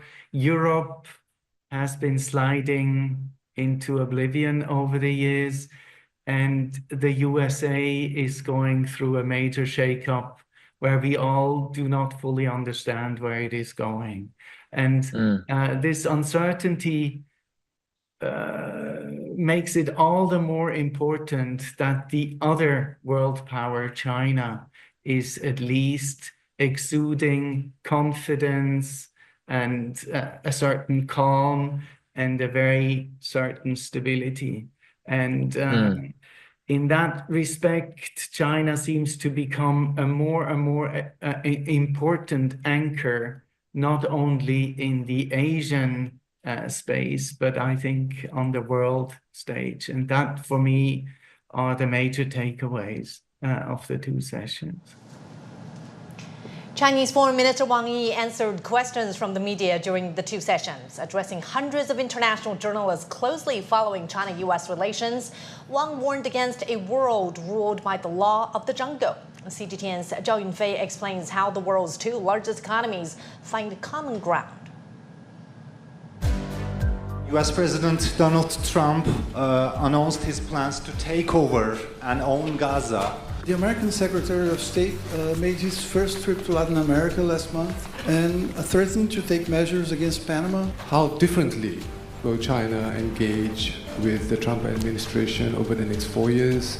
It could be one of the most informative press briefings held at China's Two Sessions annual political event, with more than 500 international journalists in attendance. Should everyone stress my country first and obsess over a position of strength, the law of jungle would reign the world again. Foreign Minister Wang answered 23 questions, and among them, 9 questions mentioned the United States, whether it's about Trump administration or its protectionism policy. So yes, this is a press conference about China's diplomacy, but it's also a press conference about how to maintain a healthy China-U.S. ties. But why the United States? About 2 months ago, the United States ambassador in Zimbabwe came out of nowhere to attack Chinese enterprises in Zimbabwe. So we are used to this. The United States are putting a lot of pressure on our region, on the Latin America region. And we understand that this is a very relevant issue. The China-US relationship will always affect the rest of the world. Since President Donald Trump returned to the White House in January, his administration has taken an American-first approach, threatening a new round of trade wars against multiple countries, including Canada, Mexico, and the European Union. New tariffs of 10% were imposed on Chinese goods in early March, the U.S. says, over the country's fentanyl crisis. The consequence, U.S. stock markets tumbled amid the mounting concerns and uncertainty. The United States should go over what has actually happened. What has it achieved from tariff and trade wars these years? Has its trade deficit widened or narrowed? Has its manufacture become more competitive or less competitive? Has U.S. inflation gone up or down? Has the life of its people got better or worse? Beijing accused Washington of taking a two-phased approach, seeking good relations with China while suppressing its development. Such tactics are similar when it comes to the Ukraine crisis. You don't have the cards right now. Washington opted to reach a deal with Kyiv, but ignored the security guarantees that Ukraine demanded. China's stance on the crisis has been objective. Security should be mutual and equal, and no country should build its security on the insecurity of another. Since the beginning of the crisis, China has been advocating settlement through dialogue, while the U.S. fueled the conflict by providing weapons to Ukraine. In late February, the United Nations Security Council, with China presiding, adopted a U.S. draft resolution calling for a swift end to the Russia-Ukraine conflict. China and the U.S. could reach an agreement when it comes to peaceful development. China and U.S. is the major power in the world right now, especially the economic growth. I'm looking at how China, U.S. can bridge their differences. Where we are not competing with each other, but saying, how do we build the world together?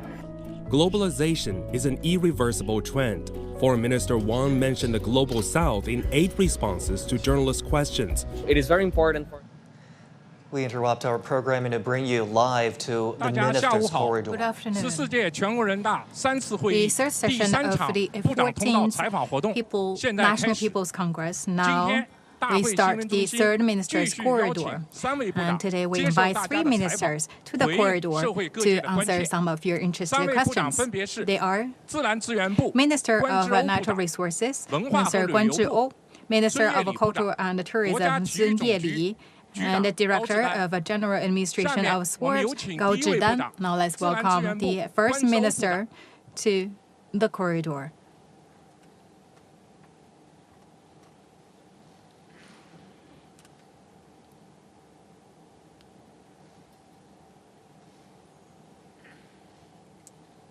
Now the floor is open to questions.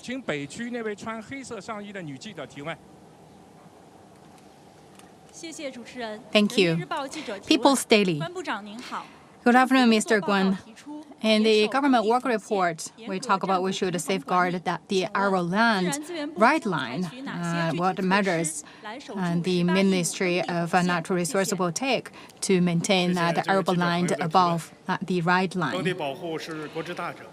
Thank you very much for your question. And this is a very important question because our land related to the national's development and also people's well-being.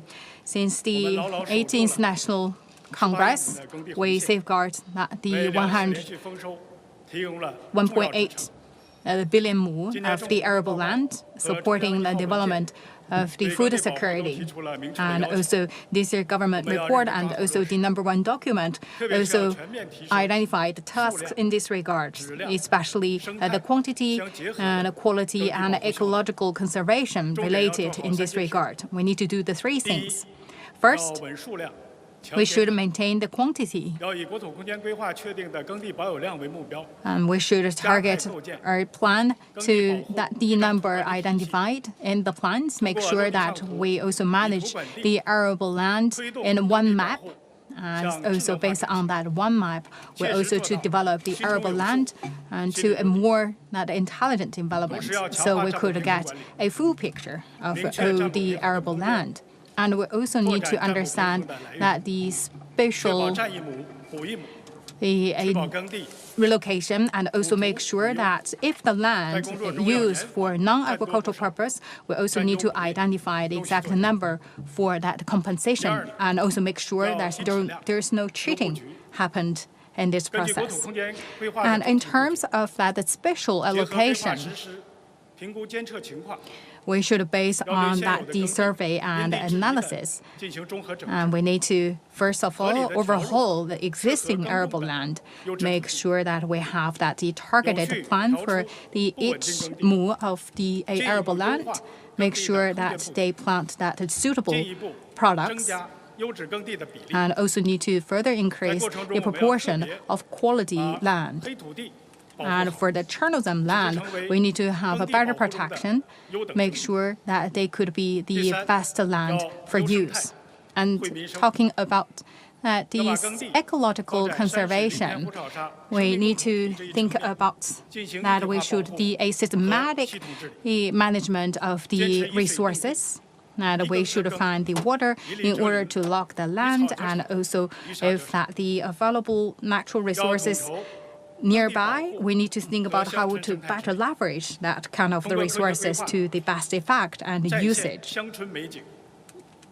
By doing so, we would like to create that beautiful landscape so people could enjoy that beautiful landscape and also recall their childhood memory. I believe it could be a new fashion for the people. For some wrongdoing, especially that impact people's well-being and also damage the natural resources and ecology, we should also punish these kind of activities in order to protect people's rights. And we know that this is actually a hard job to do, and we also need to take the toughest measure to protect our arable land. And also for the whole society, we also need to keep our awareness of that this arable land is very valuable, and we need to make sure that for each and every move of the land they use for their best purpose. And we should need to ensure that all these arable land evolve at the right line and make sure that the football is safely held in our hands. Thank you. Next question, please. Thank you. I'm with Wen Huibao. This year we are going to make important breakthroughs regarding the Three North Shadow Belt, and can you tell us the latest progress in this regard? Thank you for your question. The Three North Shadow Belt program is a national initiative, and it's a milestone of China's ecological efforts. In 2013, when President Xi Jinping was visiting Bayernauer of Inner Mongolia, he called for all the Chinese to create even a greater miracle in Shadow Belt. Over years, thanks to the unified leadership from the central government, government agencies at different levels and the state-owned enterprises as well as the private sector have worked together to finish an area of 720,000 in the northwestern part of the country. We have initiated a number of key programs which are well underway, and in the Kachin Desert, the Gobi Desert is being turned back into grassland. In Kubuchi, we have delivered a grass belt that is 400 kilometers long. We have solar power and solar power panels which are reflecting the landscape of the desert. The second largest landscape of the whole world is now blessed with the green belt, laying the groundwork for systemic solutions going forward. The Three North Shadow Belt program in a new era pays more attention to innovation in governance models, and we pay even closer attention to the integration of social and economic benefits. We're using solar power to facilitate our desertification efforts. We also built more roads to counteract the belt, counteract the desert. In so doing, we are also yielding benefits to the local residents. We have issued a total of 150 million yuan worth of subsidy, which mobilized 200,000 people to get engaged in the desertification efforts. We also pay more attention to international exchange and cooperation. In so doing, we are contributing Chinese wisdom and Chinese solutions to the global efforts of desertification. At the end of last year, at the High Contracting Parties Conference in Saudi Arabia regarding desertification, we presented China's efforts and practice, which won great recognition from the international community. A number of new solutions, for example, desertification through road building and green belt, have won high recognition from the whole world. Entering spring, we have deployed more task forces to the front line. In the new era, we will remember the important instruction of General Secretary, act in a spirit of the three North shatter belts, defy all the odds, and make sure that every tree that we plant can grow into big trees, so as to make sure that we can make meaningful and milestone breakthroughs regarding the three North shatter belts. And tomorrow, we're going to celebrate the 47th tree planting day. I sincerely welcome each and every one of you to get engaged in the three North shatter belts activity. Let's reinforce the ecological barrier in China's north and tell the story of man-nature harmony. Thank you. Thank you very much. Let's welcome the second minister, Minister of Culture and Tourism, Mr. Sun Yeli.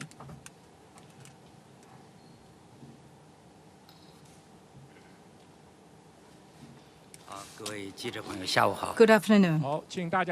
Now the floor is open to questions. With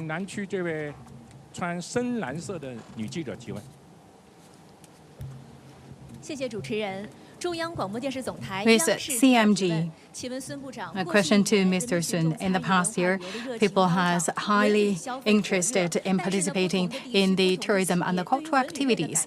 But for different companies, different regions feel the different heat of that wave. And some companies, they got a lot of benefits from it. But some people or companies saying that you could see this is a big wave, but we could really make a little from that.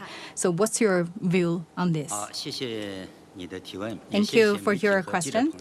First of all, I'd like to take this opportunity for journalists for your support and participate in the cultural and the tourist activities. Yes, indeed, as you said, that the heat wave of the cultural and the tourist activities actually have been continued. You could see above the designated size that the companies and industries in this regard realize that 14 trillion RMB revenue and a 6% increase year by year. And we have 310,000 registered companies in this regard, 7% increase in this regard as well. You could see this show a very strong growth momentum. The scale of the tourist industry last year, we have seen that the 1.6 billion people traveled, spending 570 billion RMB. And in terms of inbound tourism, we have received 132 million people coming to China for tourism. They spent around, that's around 90 billion the US dollars, almost to 100 billion. Of course, the number only reflects one side of the picture. Talk about our own observation experience, especially during the holidays. The ODA destination, tourism destination, said that all the people in the country came to our site. You could see the museum, the big concerts. It's really hard to get a ticket. And we talk about night schools.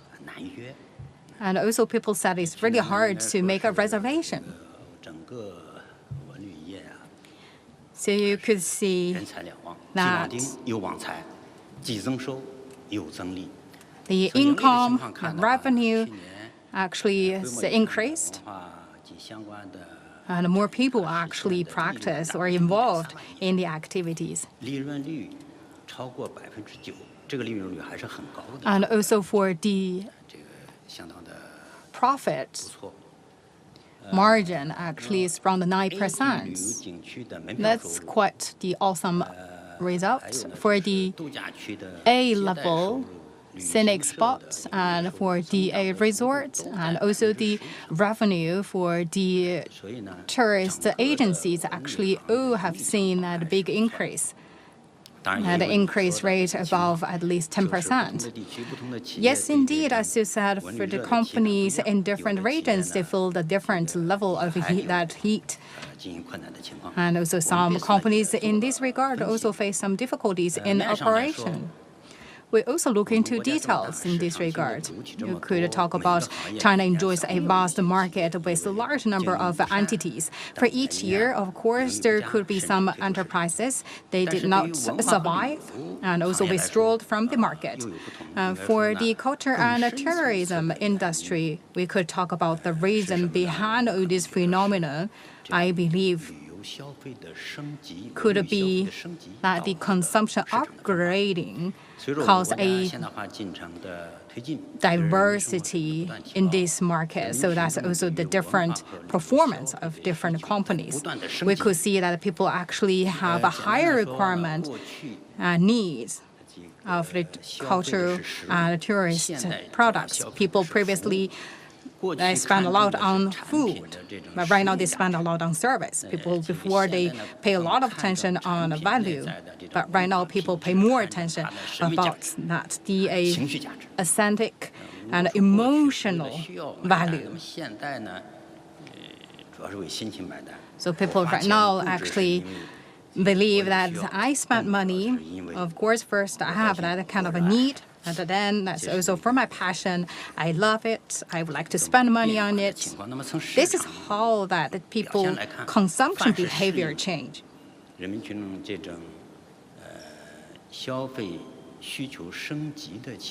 So this is the background that people upgrade their consumption on culture and tourism. So for the companies, they get in line with this trend, they could make that benefit from it. So you could see that the museum actually, they had a very good product.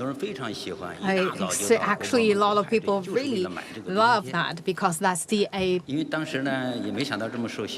magnet badge, so that's the for the freight. So people actually could see they got up in the very early morning, they line up in front of the National Museum, and also more than 800,000 of that magnet sold last year. So it tells the truth that as long as you have that right product, then you could make profit from that. In Yunnan province, right now you could see that they also have a program that inviting people stay a longer period in Yunnan. They not just want people to spend one more night. They would like the tourists to spend a season there, or at least a quarter time period there. So last year we could see 3.89 million people spent at least 80 days there. So we talk about that 4 million people with 80 days stay there, they could spend that 40 to 50 billion RMB there. So that could be also a big booster to drive the local consumption market. And also we could see that there is also some new products empowered by technologies. So we talk about immersive experience, we talk about performance with this immersive technology. They invest a little, but they gain a buck from that. And also for each year, this kind of performance is more than 1,000 times. And this year we have to mention that Ne Jia 2, of course, right now, that's almost to that 15 billion ticket box. So we talk about as long as you have the good that the products that you could always have that meet people's need. So you need to be aligned yourself, your product, your service with people's upgraded consumption. So you need to think about that what kind of product you attract the consumers, why they pay for you. So you talk about that heat differences that also could be translated as a differences in pressure. So that force the companies in this market, in these industries, to also increase or improve their products and services in order to realize high-quality development. I believe as long as we make more efforts in this regard, we could, I believe everyone could get a piece of cake from that. Next question, please.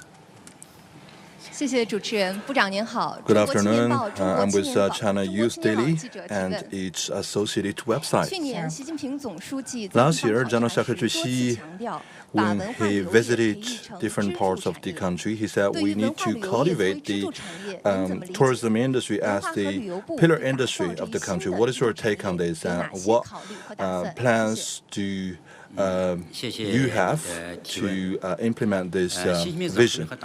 Thank you for your question. President Xi and the Party Central Committee attach great importance to the development of culture and tourism industry. And last year, the first tourism development conference was held, and General Secretary Xi made important instructions.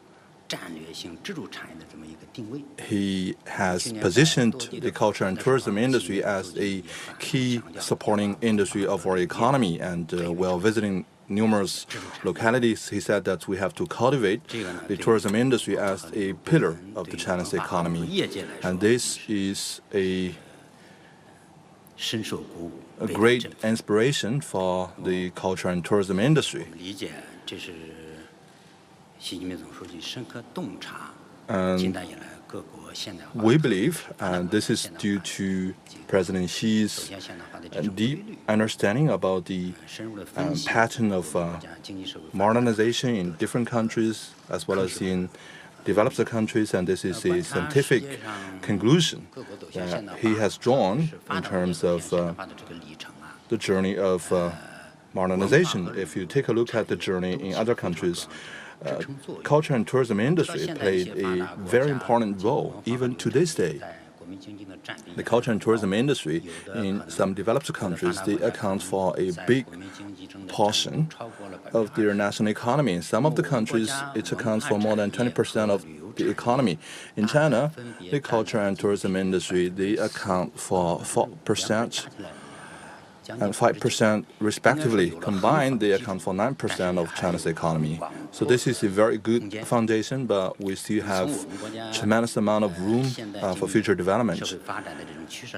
Given China's social and economic development trend, we can see a greater driving force of consumption. Right now, one of the key factor that is impeding China's economy is sluggish domestic spending. So we can let culture and tourism industry play a much bigger role because it involves multiple groups of population and different consumption scenarios and a very long consumption chain. So culture and tourism industry can play a very important role in boosting domestic consumption. We have been earnestly learning and understanding the important instruction made by President Xi. We believe transforming culture and tourism industry into a key pillar of our economy will empower China's high-quality development. This is only fitting for the time being and for future periods of time. How to cultivate the culture and tourism industry into a key pillar of our economy? We have our own understandings. For example, number one, we need to allow planning to play a leading role. The culture and tourism industry should be incorporated into the drafting of national social and economic development plans so that from the level of strategic planning, we can make some space for the culture and tourism industry. Meanwhile, we support different localities to adopt varied approaches based on their own realities so that we can put in place targeted measures in this regard. For example, we also need to strengthen the construction of infrastructure in tourism. to cultivate the culture and tourism industry as a key pillar of the Chinese economy. This is a requirement from the top level of government. So we have to invest in tourism-related infrastructure. And since the opening up and reform policy, and since in particular entering the new era, China has invested heavily in culture and tourism. But if we are talking about a pillar industry or a key industry of the Chinese economy, we are still lagging behind in terms of infrastructure building, and there are some weak links in the culture and tourism industry. So in the future, we will have to mobilize more support to supplement those weak links. Additionally, we have to cultivate new business scenarios. We have, for example, sightseeing tours, maritime tours, immersive experience of tourism, among others. So we have to be inclusive, take an open approach, and play a serving role to facilitate the growth of these new business scenarios and business modes. In particular, we have to support the integration of culture industry with technology. So technology can truly empower the cultural and tourism industry.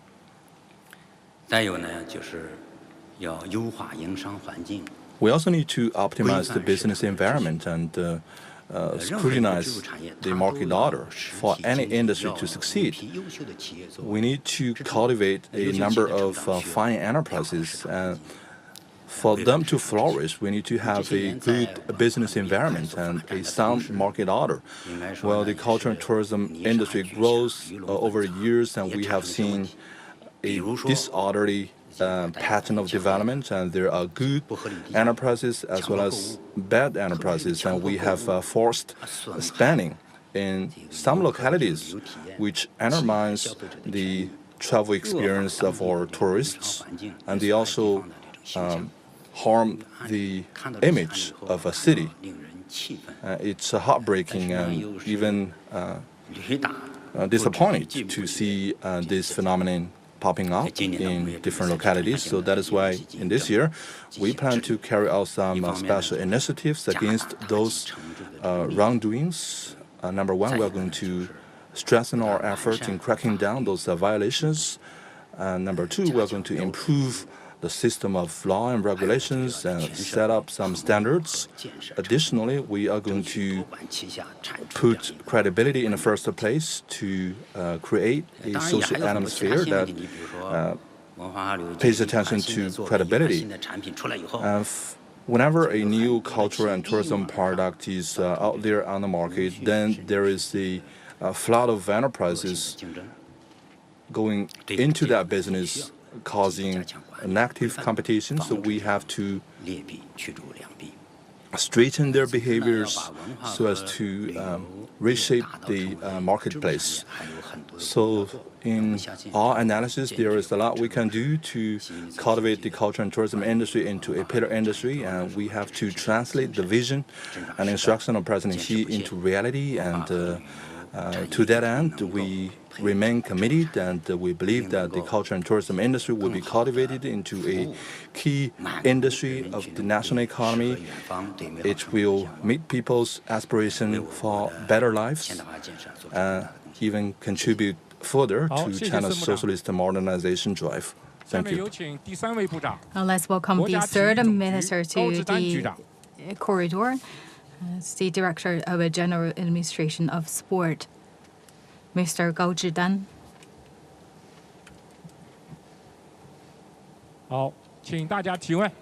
The floor is open. Xinhua News Agency. Good afternoon. In the Paris Olympic stage, we could see that the Chinese delegations and athletes got a new record high. They excelled in the market. They loved by the country and the people. And also sport always become the trending topic. And what's the key focus of the agenda next year? Thank you for your question. I would like to first take this opportunity to say a big thank you for your support for our work. Yes, indeed, as you said, under the strong leadership of the Civic Central Committee and the State Council, and also loved by the people, that our delegates, our athletes, got the best performance in the Olympic and Paralympic stage, and show that the Chinese strengths and also the Chinese image, and also with the media's coverage and also the public attention, and the athletes also show that sportsmanship and culture and their personal charisma also receive a lot of like online. I believe that also showed that the confidence and also the strength of the China's sports prowess. That also showed that a new image of China. And also we talk about that if China is strong, then the sports industry will also strong. And also, as the General Secretary Xi says, that the sports is a very important way to meet people's evergreen needs for a better life. It's a very important way to improve people's life and also to drive that economic and social development, and also a very important platform to show that the soft power of the country. We should also to excel in the competitive sports arena. We should also to show that the different functions and also values of the sports in order to benefit the people's well-being, people's livelihood, and also to realize the goal that by 2035 we should build China into a leading sports nation and also write a new chapter for the sports industry. In terms of reform, we need to find a new driving force. The third plenary session of the 20th Party Central Committee, and we said that we should also to make that the strategic arrangement for the system and also the reform. And also we know that the very clear targets and missions to perform in this regard in terms of the strong powerhouse and also the reform. We right now also make the action plan in order to make sure that we could further mobilize that the country on the one master plan, and also to provide better service and products in the sports industry. And also we need to think about how we could build a new system that could further mobilize the national resources to improve that the capabilities at the competitive sports industry. And also we need to think about how we could modernize our management system and also how to cooperate with the market and to provide a better security and also to showcase the different regional features. So for the sports events, that first competitive, but also at the same time, it could show that the different features representing the different places. And also we should think about youth as well as elderly people, because they have quite a diverse and increased needs for practicing sports. So that fitness for all activities, we need to think about how to better improve the sports facilities for the public and also increase supply of these kind of facilities. And also for youth, we also need to enrich the content and ways of young people, and also encourage young people to build up their mind and strengths, mentally and physically. And also we need to conduct more the international exchanges and also to further consolidate the results gained in Paris, and also to do the preparation for the Milan events and also the Los Angeles events, and also for that the key sports like basketball, volleyball, football, and also that the basic items like the track and field. We also need to think about how to make better results. And this year we will have the national track and field competition for youth in order to further consolidate the foundations for young people to practice sports. And also, we would like to put more focus on how to further boost the economies. And the ice and snow area and also the outdoor activities need to think about that the green transformation that could be happen in this regard in a more innovative way, and also that how the sports can play its role to improve that the city's image, to make the contribution to rural revitalization, and to make contribution to promote the regional coordinated development, and to unleash the potential of sports consumption and also the integration model of Sports Plus. So all in all, we would like to let sports become one of the name cards of that local's development, and to also become a new driver to boost the economy and also to drive economic social development. In terms of increase the soft power of the country, we also need to think about something new we could do. So we talk about this is a spirit of the country and also a treasure of the country. So we should further leverage the sports to play its role in increasing patriotism, and also to put sports in the new era, in the current context, and also to enlarge the brand of sports and also tell a good story about sports in China. And also for the fandom, we also need to make sure that the fandom or the toxic fandom not erode sports. Thank you. 好，请北区靠中间那位穿深色西装的男记者提问。 Next question, please. 谢谢主持人，总台中国之声记者提问。 Thank you, CMG and Radio of China. My question is related to ice and snow sports. The Harbin Winter Games injected more momentum to winter sports, and people see that ice and snow are also invaluable assets. So my question is, how do we flourish the winter sports economy through winter sports? Thank you for your question. Winter sports and winter sports economy, they are buzzwords right now. And during the two sessions, and they have received great attention from the deputies. As you have mentioned, the Asian Winter Games in the past winter brought a lot of attention to Harbin, and in the southern part of the country, those winter sports facilities, they have been occupied by people. So the winter sports have brought a craze into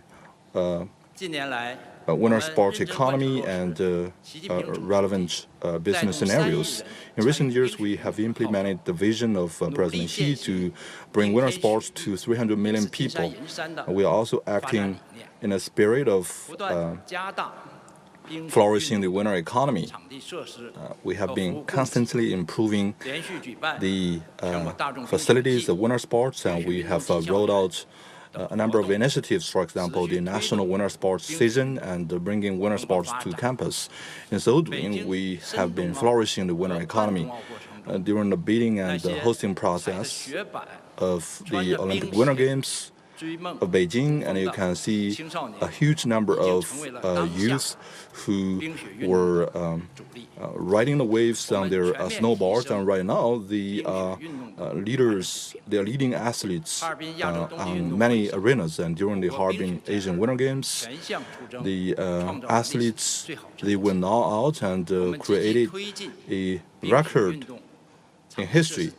So we have been promoting the construction of winter sports facilities, and during the 14th five-year plan, China has added 417 winter sports facilities in numerous farms. In Hulunbuir, the first ski resort in the city was introduced. The vast people from the general public, and they are able to experience the joy of skiing right by their doorsteps. And in other parts of the country, you can see a lot of ski resorts being rolled out. And winter sports have driven China's economy, the winter sports culture is in the formation, and it's integrated with a lot of innovation, and you can see that there are more and more types of sports facilities and gears in the three northeastern provinces in Beijing, Tianjin, and Hebei in China's northwest. You can see that winter sports are integrated with tourism, and throughout different regions, there is a high level of coordination. At the end of last year, the General Office of State Council circulated the opinions on boosting China's winter sports industry, which laid out plans for the further development of the winter sports industry. Since entering this current ice and snow season, we have hosted 58 international ice and snow events, including the Asian Winter Games, and we have received a total of more than 190 million visitors with our winter sports facilities, up by 28% in the three northeastern provinces in Inner Mongolia and in Xinjiang. The traffic of ski resorts exceeded 76 million in Guangdong and Sichuan, two southern provinces. Their ski resorts, they are ranking second in terms of visitors, reaching 44 and 38 million respectively. And we also have an increase of 30.2% of growth in terms of inbound skiers from overseas, and the total revenue hit 35 billion RMB. Going forward, we're going to further implement the spirit of the Central Economic Conference and the government work reports so as to allow the winter sports to drive even greater economic development. We will stabilize the basic fundamentals of the 1 trillion RMB worth of market scale for the winter sports, and by 2030 we're going to have a total market scale of 2.5 trillion RMB for this industry. On this basis, we're going to step up in terms of the making of winter sports gears and facilities and sports tourism, and we will invest both financially and from a policy perspective so as to facilitate the growth of winter sports enterprises. By introducing more policies, we will drive even greater consumption in this regard. In terms of the product offering, we encourage different localities to host high-end winter sports competitions. In so doing, they will generate a huge number of travelers, and they will also be able to transform their different localities into high-end destinations for sports tourism. In so doing, ski lovers from overseas, they will gain more understanding about Yabli, Beidahu, Aletai, among other ski resorts, and more skiers from overseas will travel into China for skiing and for tourism. And additionally, we have to strike a balance between development and safety. We will cultivate more winter sports talents and mobilize the public to get engaged in winter sports, and we will draft more standards, constantly improve the service capability of winter facilities, and improve the coordination between winter sports and sports economy, and constantly drive the high-quality growth of the winter sports economy. All right, thank you very much to Minister Gao. Dear friends from the media, and this is the end of the Minister's Corridor. I look forward to seeing you again next year. Thank you. 3 ministers have taken to the Minister's Corridor just now. They're in charge of natural resources, culture and tourism, as well as sports. They laid out the priorities in their respective area, and we got a comprehensive look into the developments in these 3 ministries. And now let's check in with our host, Tian Wei, because China's annual political season has wrapped up, and she's always the one who gives us a preview at the end of the proceedings there. Good to see you, Tian Wei. So, good to see you, Mama. Talk to us about the highlights of this year's two sessions. You've been following the events there very closely, and you always give us a preview, around the same time every year. What do you have for us this time? Well, a tremendous, I think, confidence and also fascination from China about innovation and science and technological development. In fact, you find that in the government work report in terms of policies. For example, special areas are being emphasized for future development. Quantum technology, 6Gs, biomanufacturing. You also know that through the government work report, special funds not only coming from the central government, but also from local governments for developing of innovation in this country. It is not just the fascination in policies, but also in every conversation taking place during the two sessions this year. As you know, Mang Mang and our colleagues, this is the time when Chinese government policymakers, as well as some of the ministers of key government departments, to face the media once every year. And among all the press conferences, you could hardly find any conversation without the mentioning of innovation and science and development and science and technology development. In fact, one of the senior finance officials in China pleasantly joked about that in his answer. He said one could hardly escape any question about that, no matter what the theme of the press conference.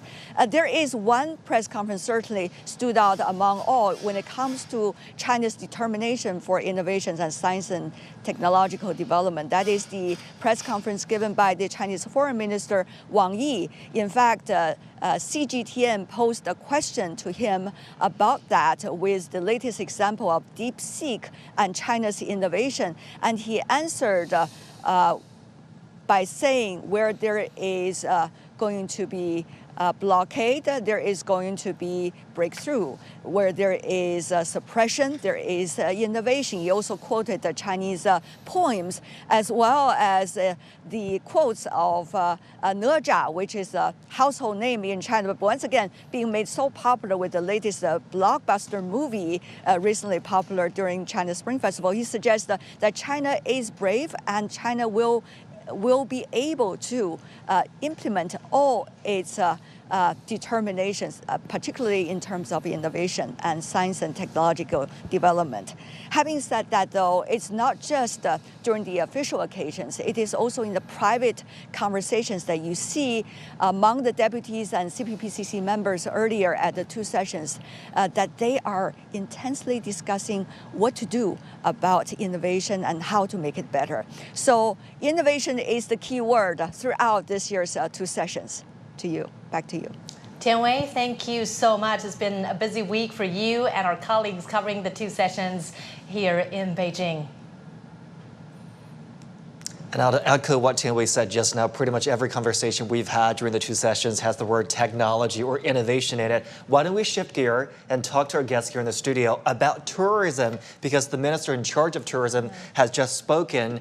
China's visa-exempt policies have been very successful in 2024, bringing in significantly large number of foreign visitors to China. Mr. Adanit, this is more than just having foreign tourists spending here in China. This is a window opened wider to the rest of the world. Can I have your comment on these policies? Of course, Mr. Wang said just now he hoped that more countries would reciprocate because some of these policies are one-sided. Your comment on this? I hope so as well, but it's been remarkable what's happened in just a very short period of time. I remember it was 144 hours and even 72 hours a year ago, and the number of countries that have been included in this policy has rapidly expanded. The EU, most of the EU members states are now included. I think there's 3 that we're still waiting for as well. And indeed, we've seen an uptick in the number of tourists coming into China. I don't think we've reached the peak that we were at in 2015, so we still have some room to go. And so extending that to other countries, as you mentioned,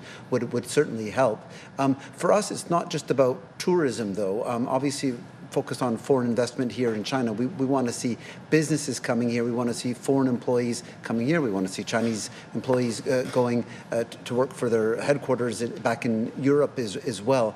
And in that regard, we don't have the expat representation here that we used to have 10 years ago. So I would like to see, for me, the ideal goal is to expand the countries covered, expand the number of time, and then for that to eventually result in more people coming here to live, to enjoy, to understand China, to explain it back to the rest of the world, to be able to attract more investment, and for us to add to that stabilizing force that we've talked about China being in the world economy. We can do even more of that by having more international representation here. And in terms of tourism and cultural protection, because we have the good figures representing a rise in consumer spending in the tourism sector, for example, the Spring Festival holiday and other major holidays here where people could take a break and actually travel to different places. Your thoughts on the potential to have the tourism sector becoming a pillar industry of China's economy? Well, certainly we should do that. Actually, according to World Tourism Organization, tourism accounts about 10% of global GDP. It's an enormous contributor and the key sectors. I think China now realized that, and then China is accelerating that. And but I think there's a way to improve. Like we are all congested during the golden weeks, but maybe we should spread that out.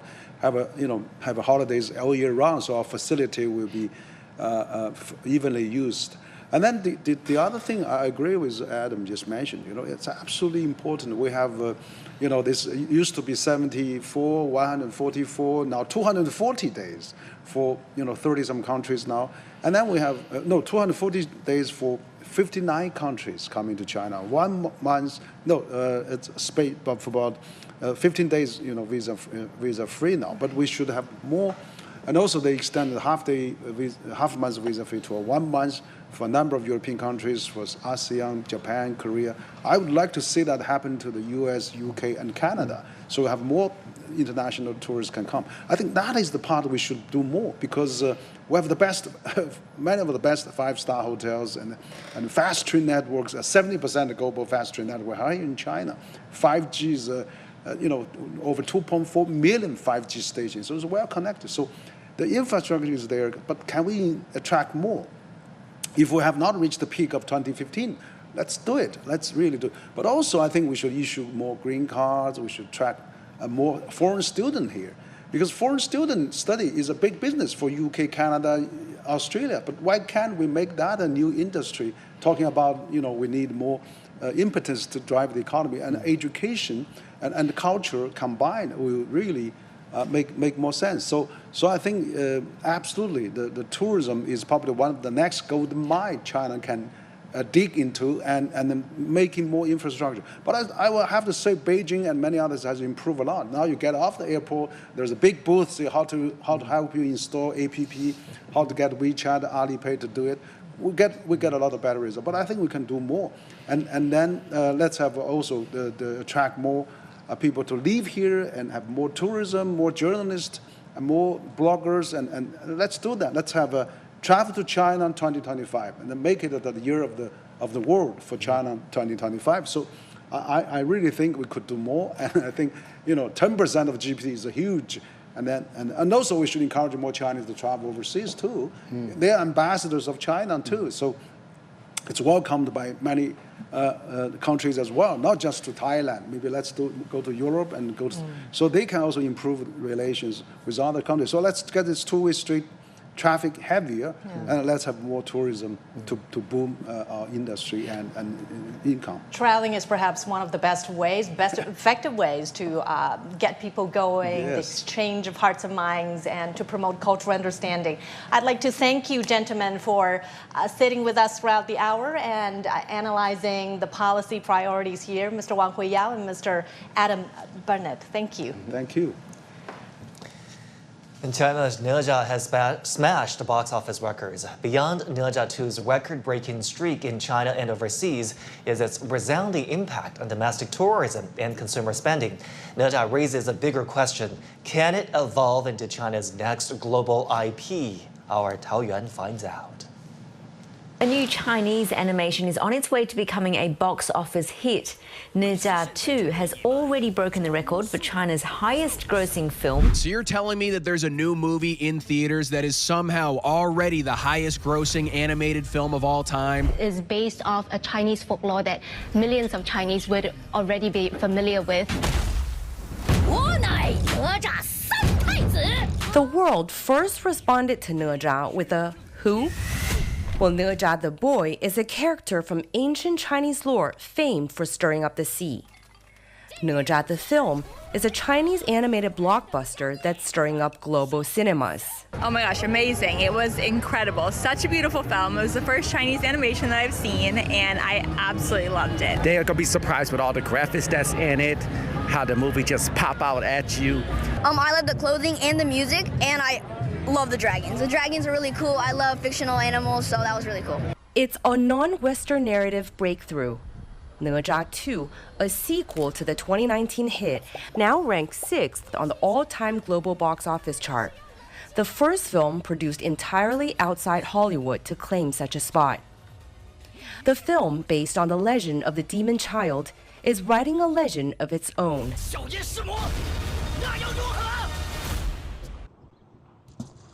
While Ne Zha 2 makes a splash in the cinematic world, its ripples reach far beyond the big screen.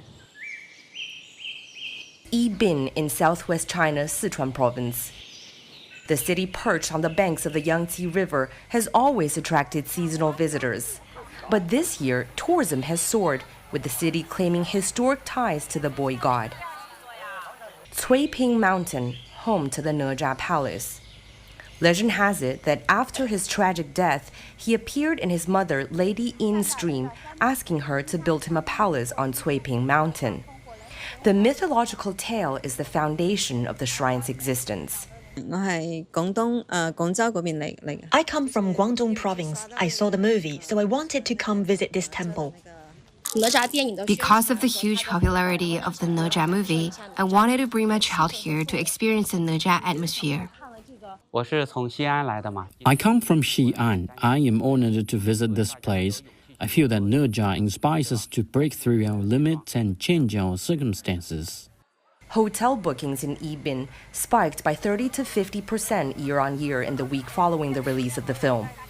Tourist traffic to the Ne Zha Palace reached up to 8,000 visitors a day, 3 times the usual number. I especially remember one auntie who told me that she traveled over 20 hours from Guangdong province just to visit our Ne Zha Palace.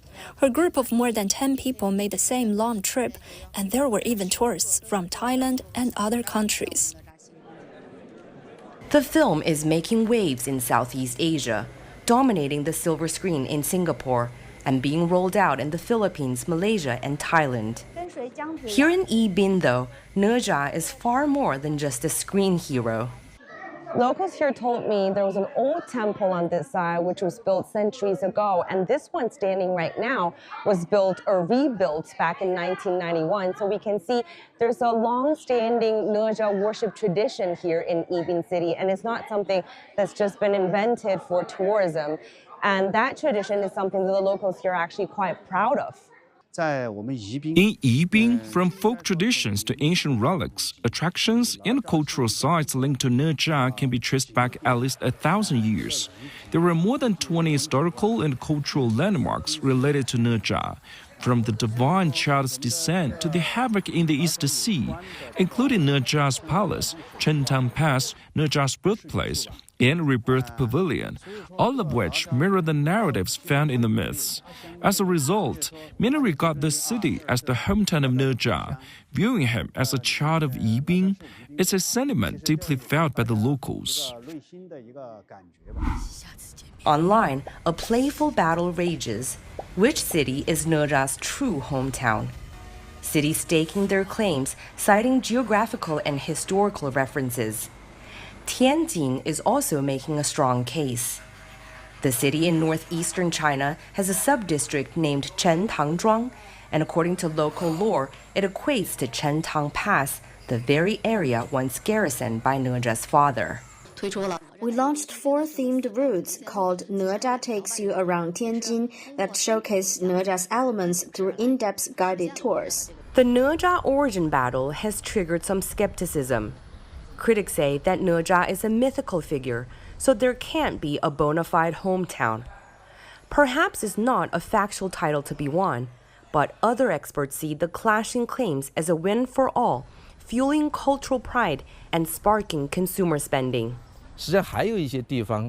Some places may not even have deep historical ties to Nezha, yet he belongs to all of China, a shared cultural icon for every Chinese.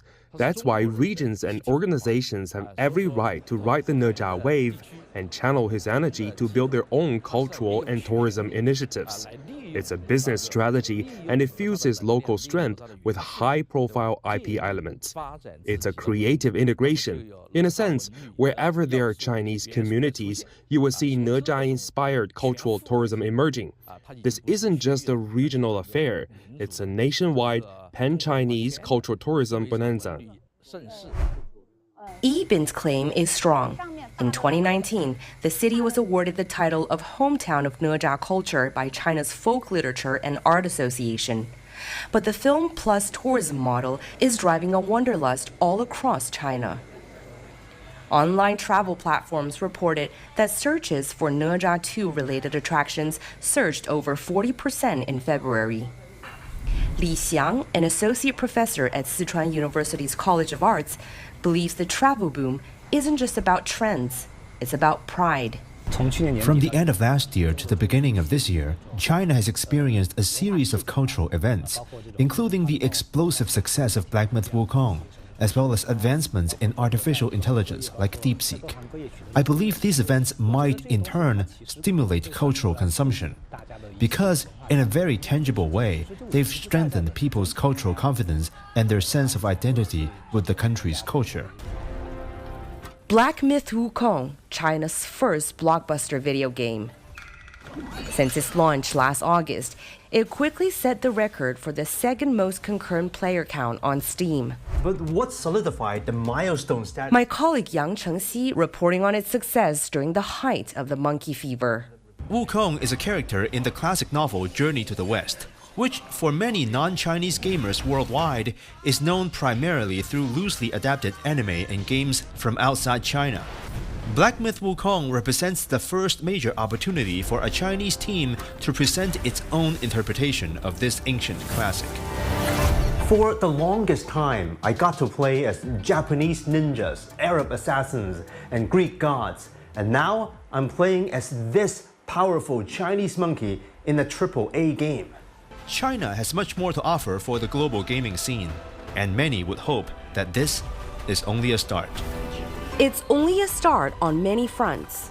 Black Myth Wukong was seen as a milestone, a super IP which has laid down the infrastructure for a cross-industry gold rush. Co-branded goods flew off the shelves, from collectible figurines to coffees and stamps, bikes to clothing. Where Wukong cracked the door, Nezha kicked it open. Character-driven toy stores are the hangout spot for China's Generation Z nowadays. The practical purpose of these toys is probably zero, but for young buyers, they're emotional anchors, almost like owning a piece of the stories that you love. These products sold out just days after the film came out and are now available only through pre-order, with some waiting times stretching into the summer. It's really popular, completely sold out. It's out of stock nationwide. If you want to buy it, you will have to wait until June. It's beginning to look like a page from Hollywood's playbook. A successful IP doesn't just live on the big screen. It reigns a business empire. Some of my favorite stuff we do at Marvel are the toys. By some estimates, Marvel's merchandise sales topped $40 billion by 2020, more than every single Marvel movie combined. And then there are the Disney World rides that rack up 70% of the company's operating income. Nezha's IP journey has only just begun. To grow into a Marvel-like franchise, it needs a fully developed commercial ecosystem. Only when China's film market grows in scale with a mature industrial system and each IP gains stability will market risks drop and development will gain steam. Ultimately, industry spawned from an IP should have no boundaries. It's limitless. Anything can be bolstered by an IP plus approach. We all have basic needs: clothing, food, shelter, transport, and our demands drive consumption, and consumption creates new markets. Driving the IP's growth is more than just fandom. The film also rekindles a deep sense of cultural pride, which in turn feeds into its success. The storyline is loosely inspired by the Ming Dynasty novel Investiture of the Gods, dating back 500 years. Cutting-edge technology helped to bring ancient stories to life. This is where it all started for Ne Zha, an unassuming office in a government-subsidized incubator park in Chengdu. The place has become a tourist attraction itself, symbolizing how a scrappy, homegrown team has flipped the script on global cinema. For too long, Chinese stories were filtered through a Western lens. Mulan's warrior spirit translated into a Disney musical. Kung Fu Panda's humor wrapped in Hollywood punchlines. Don't tell monkey. But the lens is shifting with Ne Zha too. Executive producer Chen Changjiang told me the team's decision to keep all productions in China rather than outsourcing it abroad was driven by a deeper cultural connection. People who lived the story must tell it. The domestic team all speak the same language, so no translation is needed. When you mention Ne Zha, they know everything about him, his past, his future, his origin. For example, something as simple as the golden cudgel, we all know what it is, the staff used by the Monkey King, the sea-coming needle.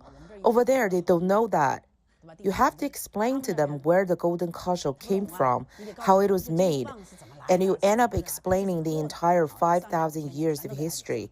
So this is the communication issue that arises from cultural differences during collaboration. Critics had worried it might be too Chinese to travel, but raving reviews quickly dismissed those concerns. So it's obviously there's a lot of great action, but there's also a lot of touching scenes. There's also a lot of philosophy. And I think it's combined a lot of layers. So I think that that's really incredible because it's a major achievement. I think everyone in China, particularly in the Chinese film industry, should be really proud. This is much more than competitive in the Oscar categories. I'm looking forward to seeing this film compete in next year's Oscars, and I hope to see it so that I have an opportunity to vote for it as well. I'm so encouraged by what's happening in the Chinese animation market, and I just want to encourage all the script writers and animators and artists out there to continue to reach for great quality. You already have a wonderful culture with interesting legends and folk tales. Do that, bring that to the world, and I think they're going to love it and love you for it. The lesson: originality isn't a barrier, it's a bridge. The question now, is Ne Zha 2 just a spark, or is it a blueprint for a lasting global IP?